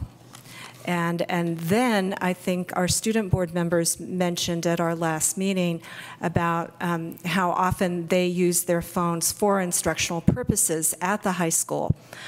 So I do think that this captures that difference adequately, and such devices shall be turned off in class except when being used for a valid instructional or other school-related purpose. So it's sort of unless the teacher says, this is not instructional time, it's advisory, it's free time, I'm okay with whatever. So I think this gives the sites the authority they need and the teachers the freedom that they need also. So I'm pleased with item 9 in this policy. This is just the current policy, right? This isn't a change. Yes. Please, Director Williams. This is the policy as currently written, right. And so we wouldn't be making additional changes to that language. So this doesn't prohibit like individual instances where you have one person who can, at the high school level can use their phone, but if they use it inappropriately, that privilege can be revoked? Absolutely, as determined by the teacher, and so the teacher retains the right at any time to determine that it wouldn't be appropriate, or if students were using the device and it were becoming a distraction, they could revoke that privilege, I would imagine, at any time. And the last sentence of the paragraph says, any device with camera, video, or voice recording function shall not be used in any manner which infringes on the privacy rights of any other person. So I think that's a very important statement there. And also, I'll just say that both the Albany Middle School and Albany High School behavior matrices do address very specifically recording, inappropriate recording and consequences for said behavior. Thank you.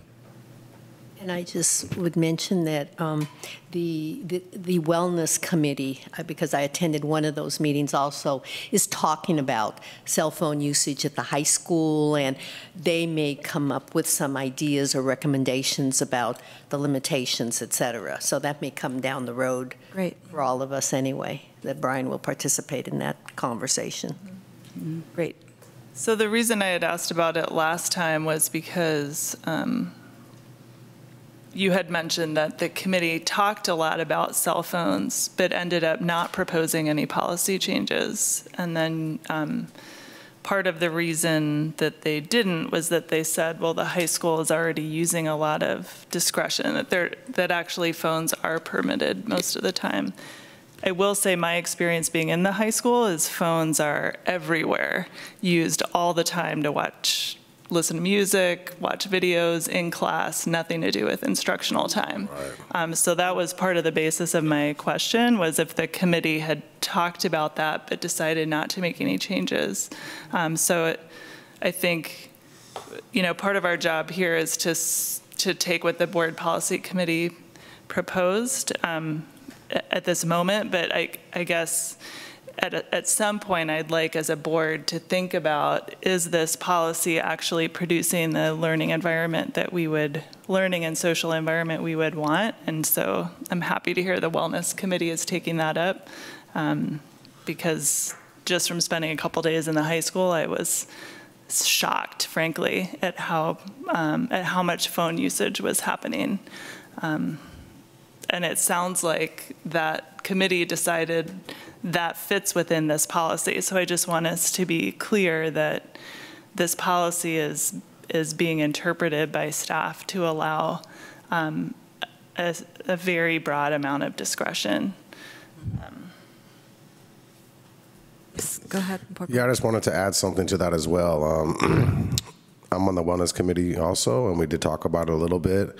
I haven't seen what you're describing, but I could imagine that happening. So obviously not tonight, but I don't know if we as a board think we should really jump into this discussion, because I don't know, I'm kind of joking at myself. I'm not that old, but I'm kind of old school. I don't think phones should be in the classroom except for very, very specific reasons for just an assignment or something that they're accessing. And like I said, I'm not surprised, and I've heard from other people that it's just, I don't know, out of control is not the word, but I don't know if we as a board later on want to discuss this, or if that's the Wellness Committee, or if this is enough to cover it and the teachers have discretion. I don't want to step on their feet either, but the way you worded it a second ago was pretty good. Mm-hmm. Educational environment, and so I don't think it should be happening. I think too, there's a way in which I want to also respect teachers' abilities to determine what happens in their classroom, but I think there's a way in which if a teacher knows that another teacher is allowing it, then it's difficult for individual teachers sometimes, I think, to set limits when other teachers aren't, or when the overall expectation has been set. Because then, and I experienced this as a teacher myself, then you're the mean teacher, right, that tells everyone to put their phones away when they've been using them for 4 hours in all their other classes. So I think while respecting teachers' discretion, I think there's also a way in which policies can remove some of that pressure from teachers to be the ones who are saying, no, in my classroom we have this rule. So just something to think about. The one thing I would worry about is if teachers are saying, okay, everybody, pull out your cell phones, I got this assignment, then you're excluding the students that might not have a cell phone. And if the teacher is saying, students, pull out your phone for this assignment, and there are students in that class that, for one reason, or maybe they can't afford a cell phone, then is the district responsible for providing that student with a cell phone so that they can participate with the assignment that the teacher is assigning? Because technically, I would think that the district would have a responsibility. They would. Well, I think you're raising sort of a. I think what you're surfacing is a question around how we use technology sort of in general as a tool for learning, sort of beyond maybe I need music to help me concentrate, right? And are we using the technology to substitute for some other tool that we might use? So for example, the teacher might say you can access the content in this book or you can access the content on your phone. In that case, right, sort of there are choices that can be made around sort of how folks access the content. Is the technology being used sort of to add on to, right, to sort of enhance the quality of the instruction? And so then as a teacher, how do you make sure that all students can access the tools that you're asking them to access? Or do you have tools available in class also, and then students can make use of that? And then sort of at the highest level of using technology to support learning and to improve learning, there's this idea that we are sort of reinventing what it looks like, right? That we're not simply, when I went to high school, I wrote essays with a pen and a paper, right? When my kid in the second grade does homework, she's on an iPad that I bought for her, and I'm downloading apps, because that's the homework, right? Do this, try that, or, you know, maybe it's the free version, but you don't get very far with that, and so then we're sort of spending dollars, right? And so this idea that we might think differently about how we learn and that we might use technology as a tool for that. That is a conversation that maybe is sort of far down the road for Albany, and I think as we are talking about sort of the uses for technology in the classroom, to sort of remember that there might be some really sort of exciting, valid sort of opportunities that might be accessed if we were to use technology, and remembering that always we have to think about student access and equity. So I think I would be really interested in that conversation from a curriculum and instruction standpoint, sort of that broader conversation around sort of how might we use technology to support students in their learning in a broader sense. Not tonight, but some other time I'd be happy to engage. I think it would be an interesting item for the board to hear a variety of opinions from the high school teachers about. I can share with the board my experience. I volunteer every Thursday in international cuisine, and the students there typically work in groups. They cook in small groups of 4 or 5, and they're often given the freedom to choose a recipe themselves. And they use somebody's phone. Somebody within the 4 or 5 always has a phone. And so nobody is left out, but they search up, if they're going to make cheesecake or, I don't, cheesecake's not very international, but, if they're going to make risotto, they go online. That's very natural to the teenagers. They go online and they find the risotto recipe that they want to use. And one time I had been working with other groups, and the teacher was working with another group, and I approached one group, and they were clearly watching a YouTube video, and they were watching Gordon Ramsay, the really mean guy, and he was giving a demonstration on how you poach an egg, and you need to swirl the water in this special way to get the egg to stay in the center and form a ball. And so it was a very appropriate use, and I certainly agree that the phones are out, certainly in the hallways. I've been in a few classrooms this year, but in the international cuisine classroom, I've seen them be a nice addition to the curriculum. I think it's also a reflection of society, and that always hits the schools. They always get hit with what's going on in society in general, and then the schools have to be responsible, and the teachers in particular in the classrooms, and it's a heavy burden when at the home it's big time use of cell phones, you know, for entertainment or whatever. And so it's hard for kids to get away from it. And that was part of the discussion that we did have at the Wellness Committee meeting that one time, that, you know, it needs to be definitely a bigger conversation with the parents. And to what degree are the cell phones being used at the home, and you know, are they turned off there? Because if there never are, then what do we expect from the teachers? I mean, it's hard for teachers to control, you know. So I think it's a problem, and I think if we ever want to have conversation in general about that, that would definitely have to include the parents in this. Well, okay, we've gotten a little bit off track. I would like to know if we can get a motion to pass the board policy on conduct. I just wanted to ask if at some point, it doesn't have to be tonight, but the comment about having a positive statement about student conduct. So it's not just negative. There is some, I mean, talking about conduct is important, you know, and the positive stuff that we are looking for in students. And so that's why I had pushed for some definition of conduct, and I had recommended some, and they were just for you to review and to ponder and maybe come up with something different or whatever. So you're on the policy committee now. Maybe we could ask the policy committee to work on a statement like that, to come back for, because we could adopt this modification and then do more later, right? You could, and I think it would also be it would be appropriate if at this point there is some piece you're wanting to add. There's not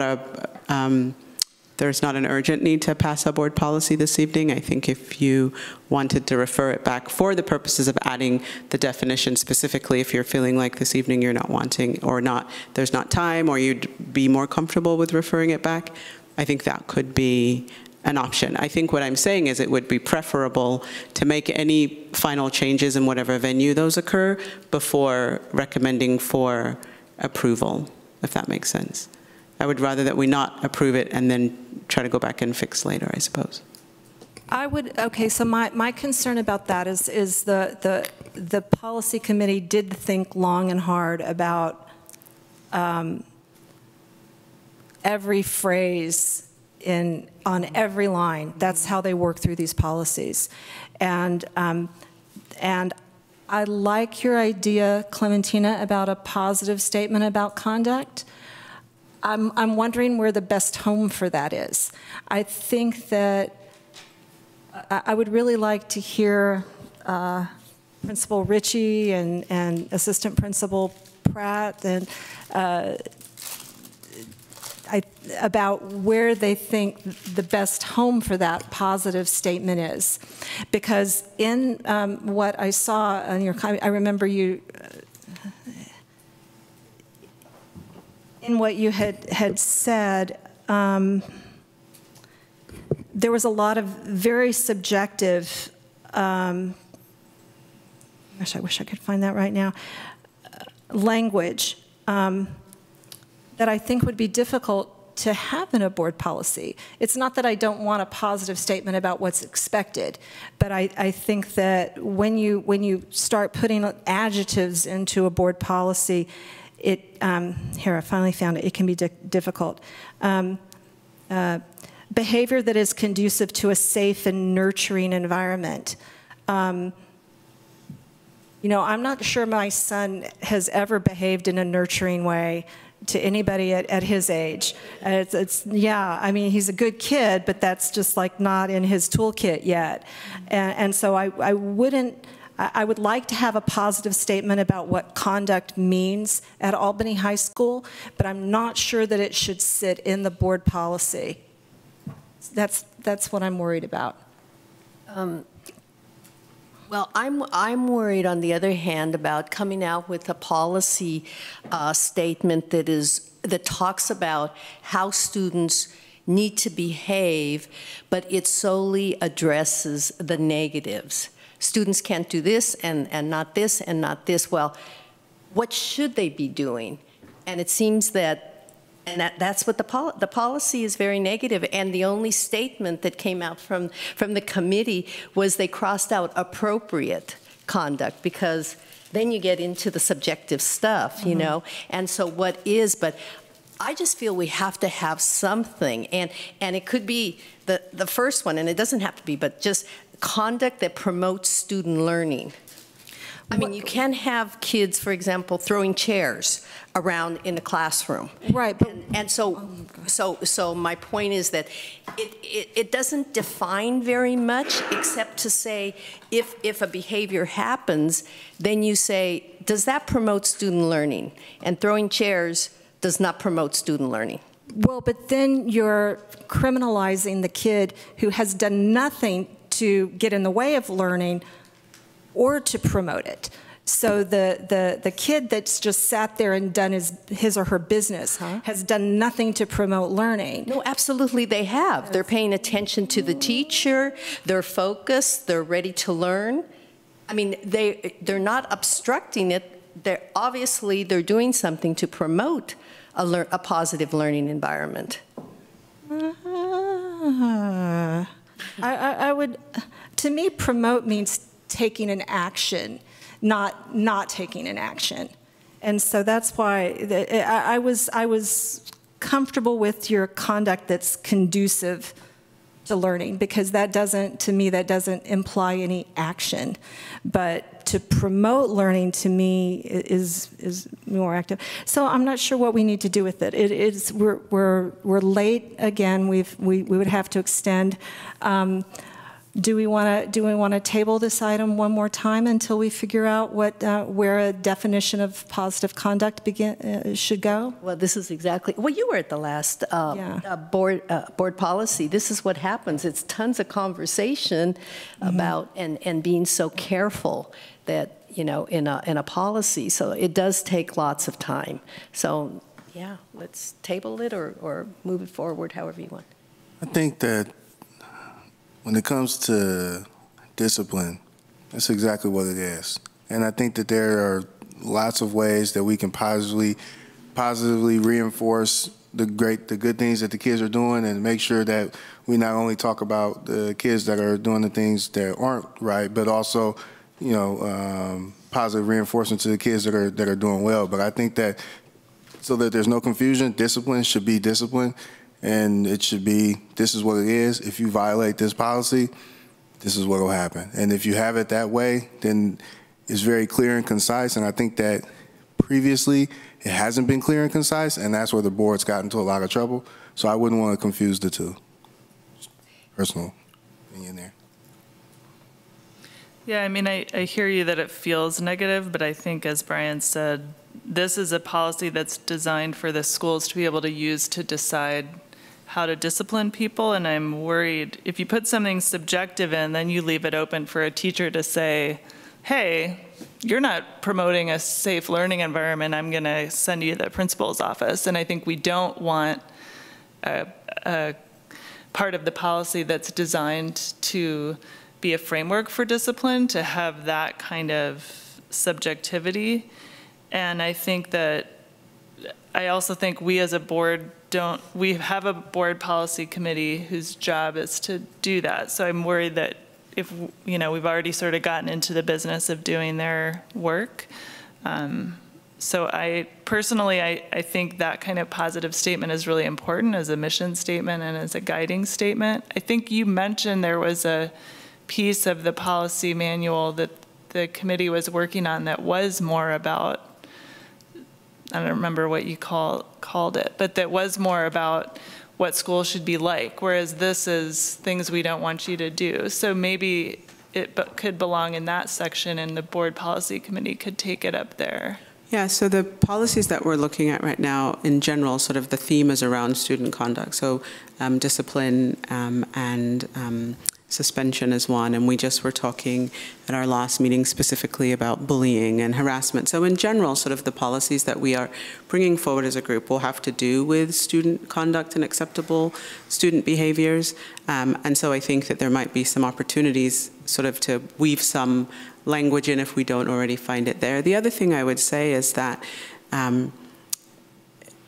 to your comment about maybe wanting to consult with the middle school and the high school, I think then when you sort of get into the weedy details of a behavior matrix, which I would be happy to provide for you so that you could see that, that I think is where you might find sort of some of these statements around sort of what the expectations are. Sort of at the high school, that is going to be captured in the expected school-wide learning results as an example.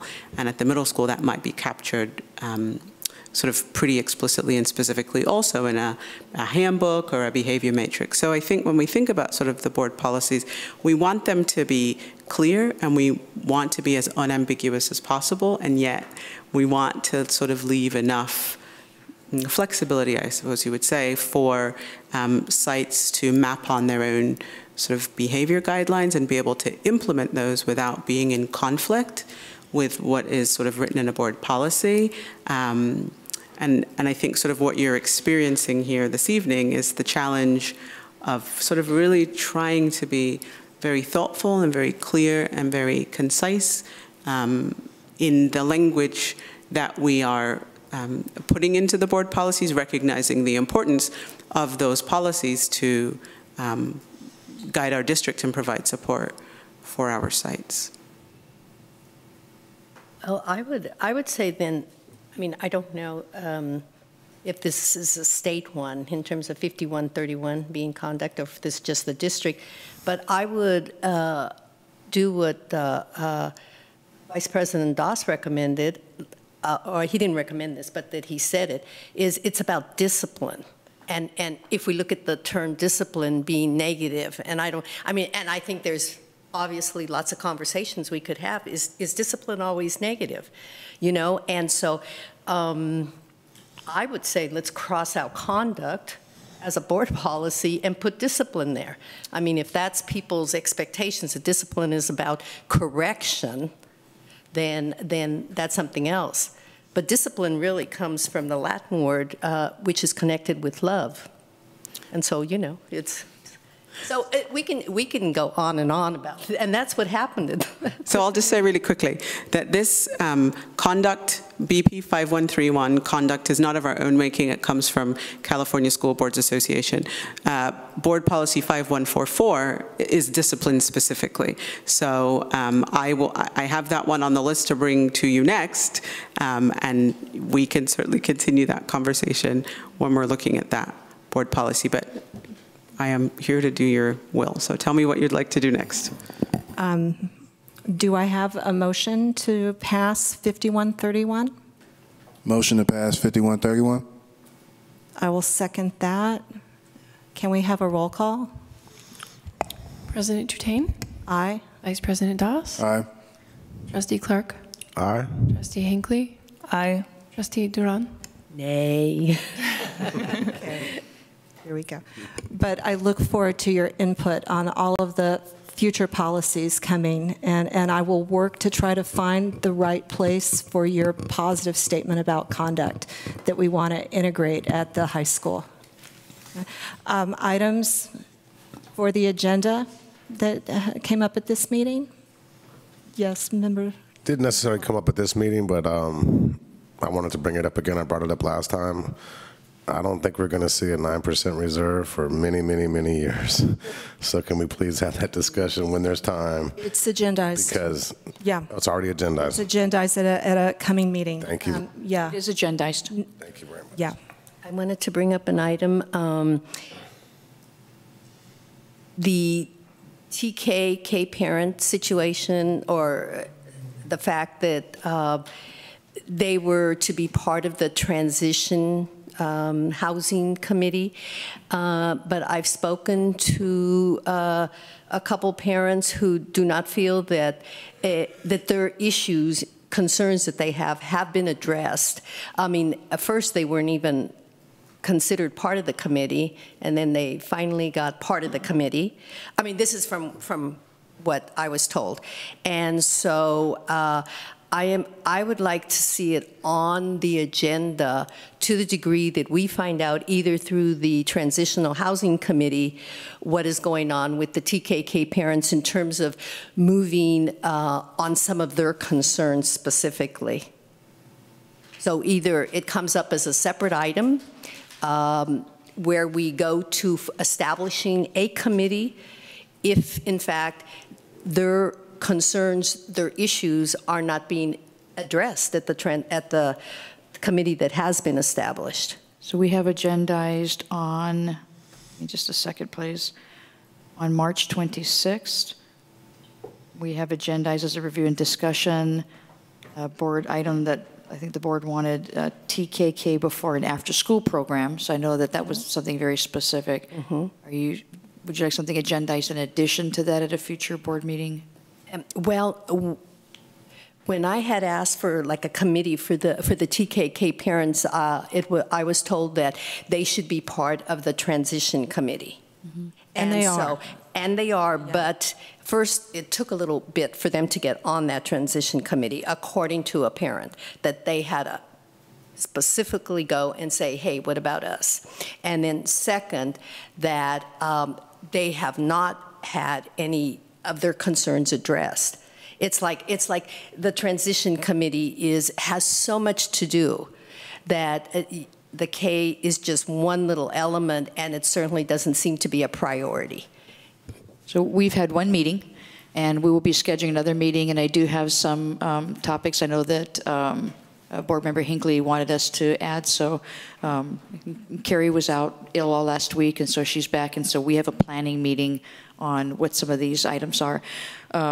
When I spoke with Principal Georgeson, and she had spoken with her staff, basically Principal Georgeson asked staff, what is it that they felt they needed from the Transition Housing Committee on several aspects.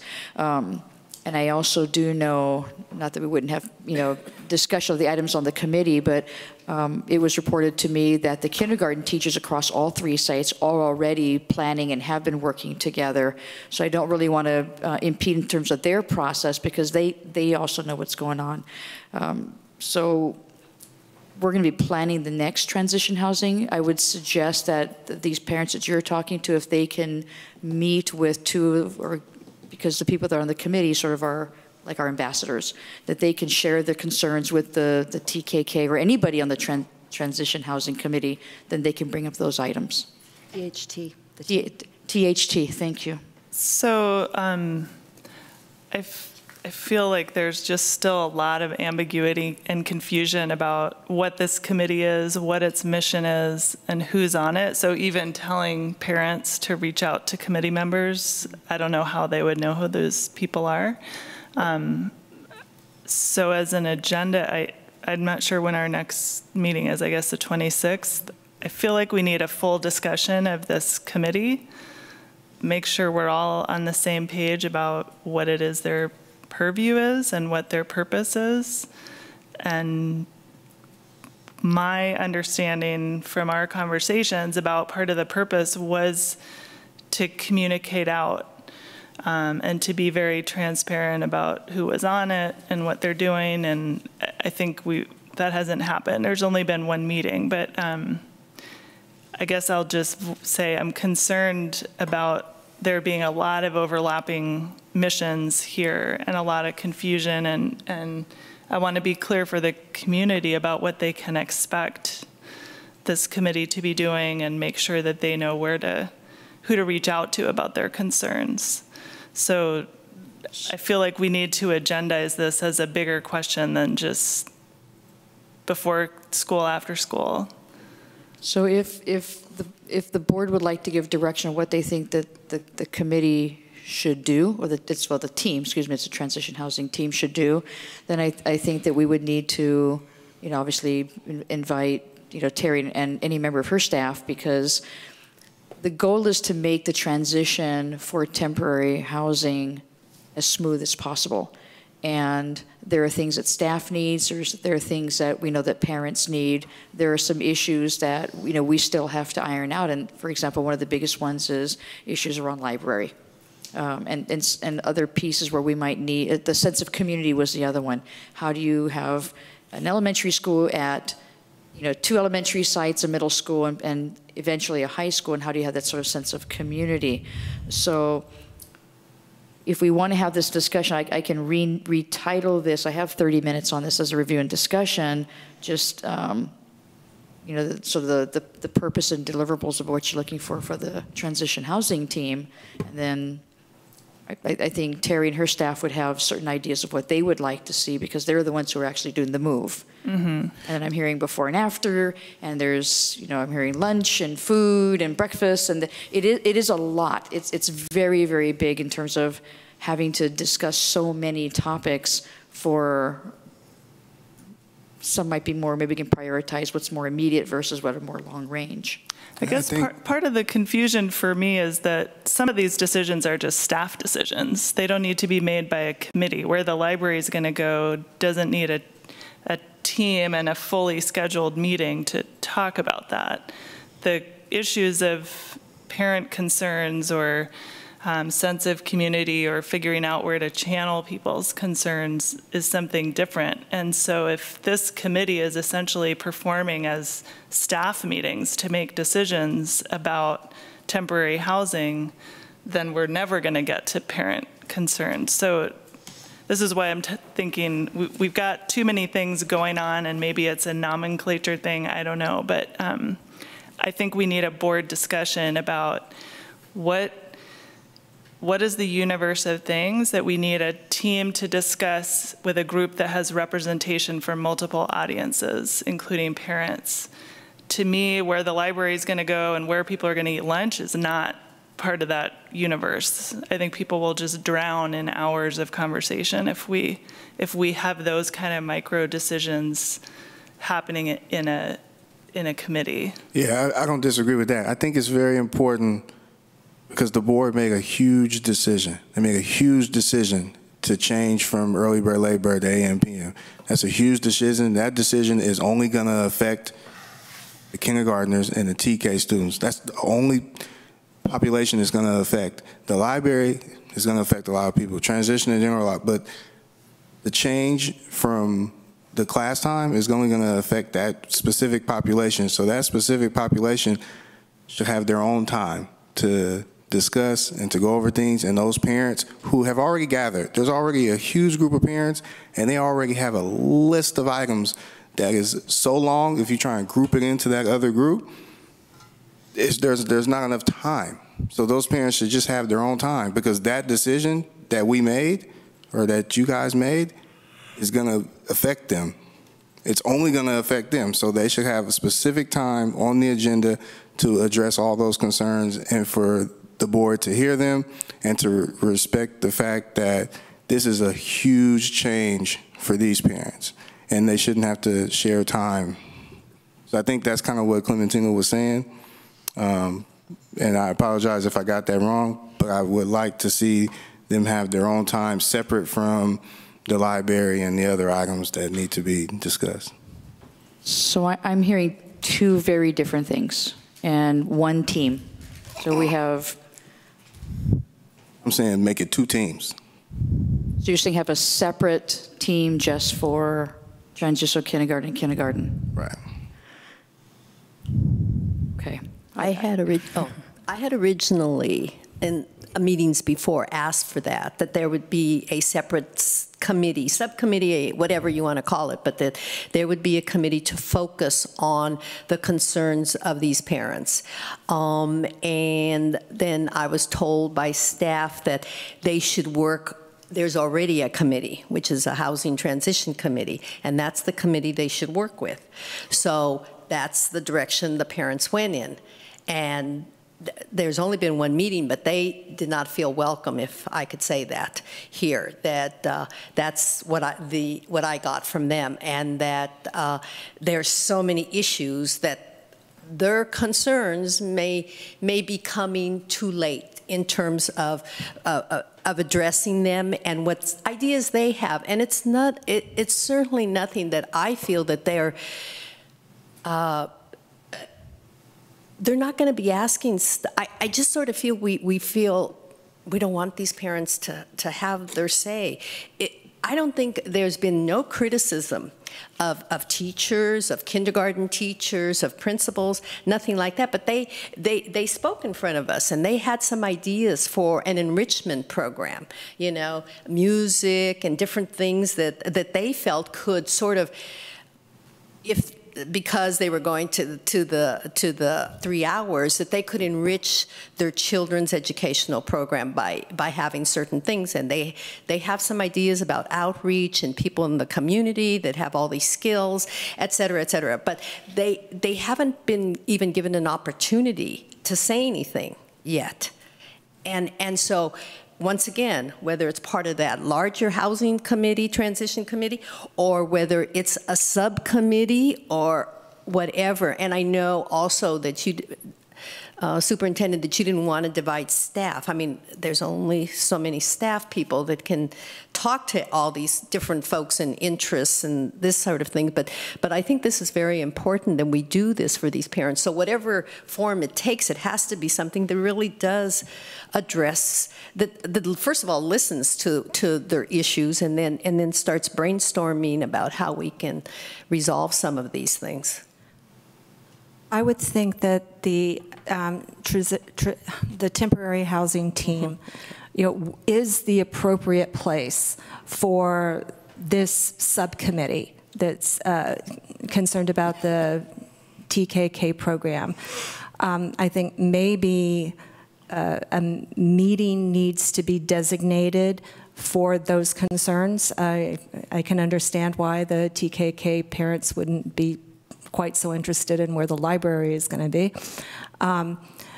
But I think that their ideas and their concerns are most properly addressed to staff, because that's who is making these transition plans. I think that making transition plans is out of place at the board meeting. I mean, all we would do then would we would tell staff to ask them to do something, and staff would have to tell us what's possible and what's not possible.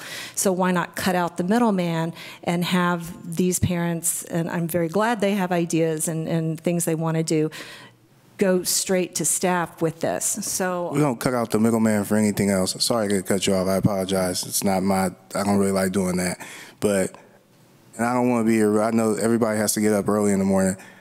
I don't understand why we can't just give these parents time on the agenda to discuss their concerns. We already cut their kindergarten time by a lot, and they're asking for time so that they can address that, and so they don't have to share time with the principals who have their own concerns and who have shown that they have their own concerns, and they will just take up the time in those meetings with their own concerns. And I don't see the principals of the schools going to that meeting and stopping that whole meeting and all their concerns and the things that they feel are super important to listen to the concerns of these parents, because they've already shown that they have their opinion. They all came in here and fought for this AM/PM at meeting after meeting after meeting. These parents don't agree with it. They have concerns about it. If they were going to take the time to listen to these parents and to listen to their concerns and everything like that, they would have done it during the time where they were in here fighting until 1 o'clock in the morning for AM/PM. So what I'm saying is, we've already made that decision. We've already decided that the importance of those kindergartners is here versus the other things. We already picked financial, this $500,000 over. We've already done that. The parents are asking for their time. They're not even asking us for a whole bunch of money. They're just asking us for time to address the board. And then if the board feels, based on what they say, that we need to give the staff instruction, then we'll give that instruction. But they deserve the time. Well, they are on the agenda for next time, right? What's on the agenda for the next time is TKK before and after school programs, but we can change that title if you want and do TKK program discussion. We could do that, but as long as people know it's not about it's probably like there's a curriculum, right? So, and because the before and after school can be added as part of that. The reason I added this piece was this was specifically, I believe, asked to be agendized around before and after school program. That's why I agendized it. So I have 30 minutes on it. I can change the title to just put TKK program. And it would give, I think it would address the question you just raised, or the concern you raised about parents being able to come and express themselves. And then the board can give staff direction from there. Is 30 minutes going to be enough? Right now, I want to go back to a couple of things that the meeting. Board Member Clark said is that our board meeting right now for the next meeting is 160 minutes. It's a little bit over the 3 hours. Let me think. Hang on. 120. Yeah, a little bit over two and a half hours. And then the April 16th board meeting is also a bit over 2.5 hours. So would 30 minutes be enough time?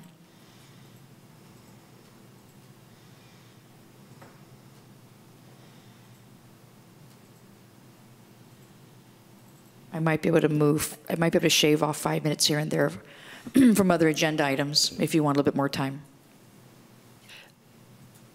Who is going to give this presentation?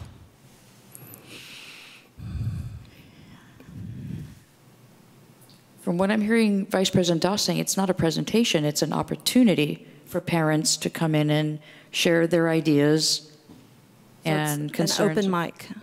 I don't know if it'd be an open mic, but I think we just need to very specifically say this is specifically time for parents to share their ideas.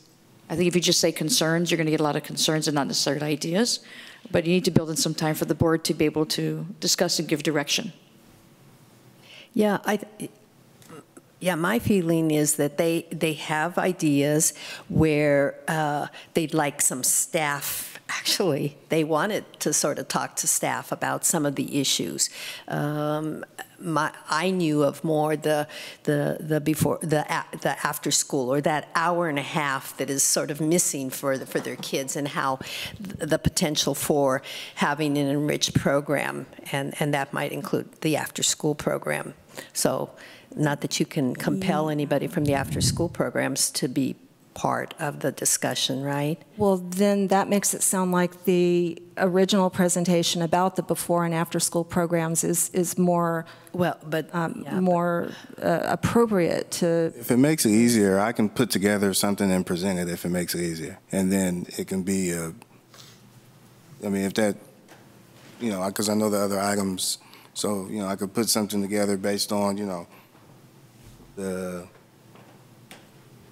so that it fits in, with the other items, how I usually go, I could submit. So maybe you and I can work on a backup, but I think they should be very focused. I think if you just have an open mic, it may not get you the results that you're looking for. It might, but it might not. I think one thing that would be helpful too is, like you first said, people have a lot of questions, and I think, again, getting back to the purpose of the committee was to help answer questions.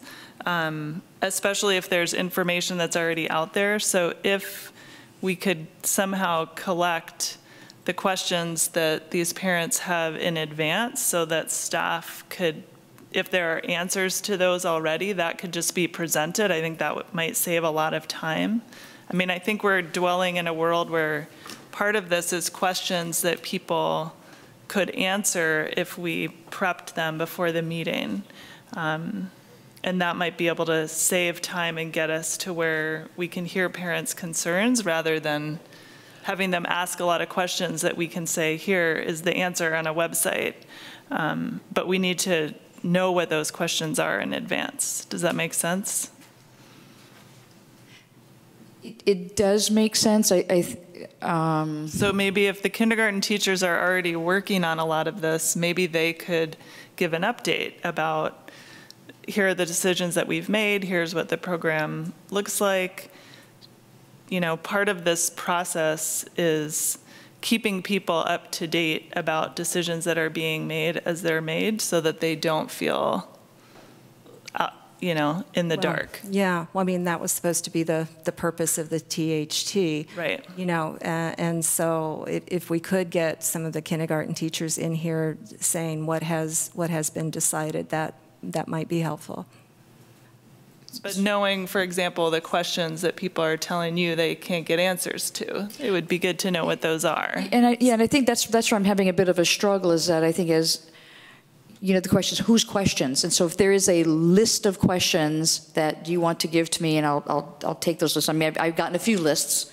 So is there a set of questions that you say, Val, these are sort of like the list of questions. And if you have a list or you have a list, or if it's one list, then I can work with staff on it.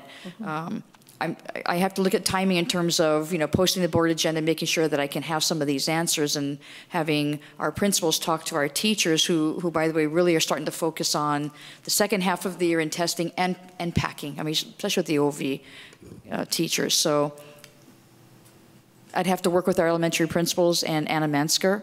So if you have the list, could you send me like the official list so I can take a look at it? I will certainly ask. Okay. I will certainly ask. Get me a list. Because I think that's a good idea to see what are some of the questions they have, and if those can be pre-ready in terms of being answered, that's very helpful. And with that, our meeting is adjourned.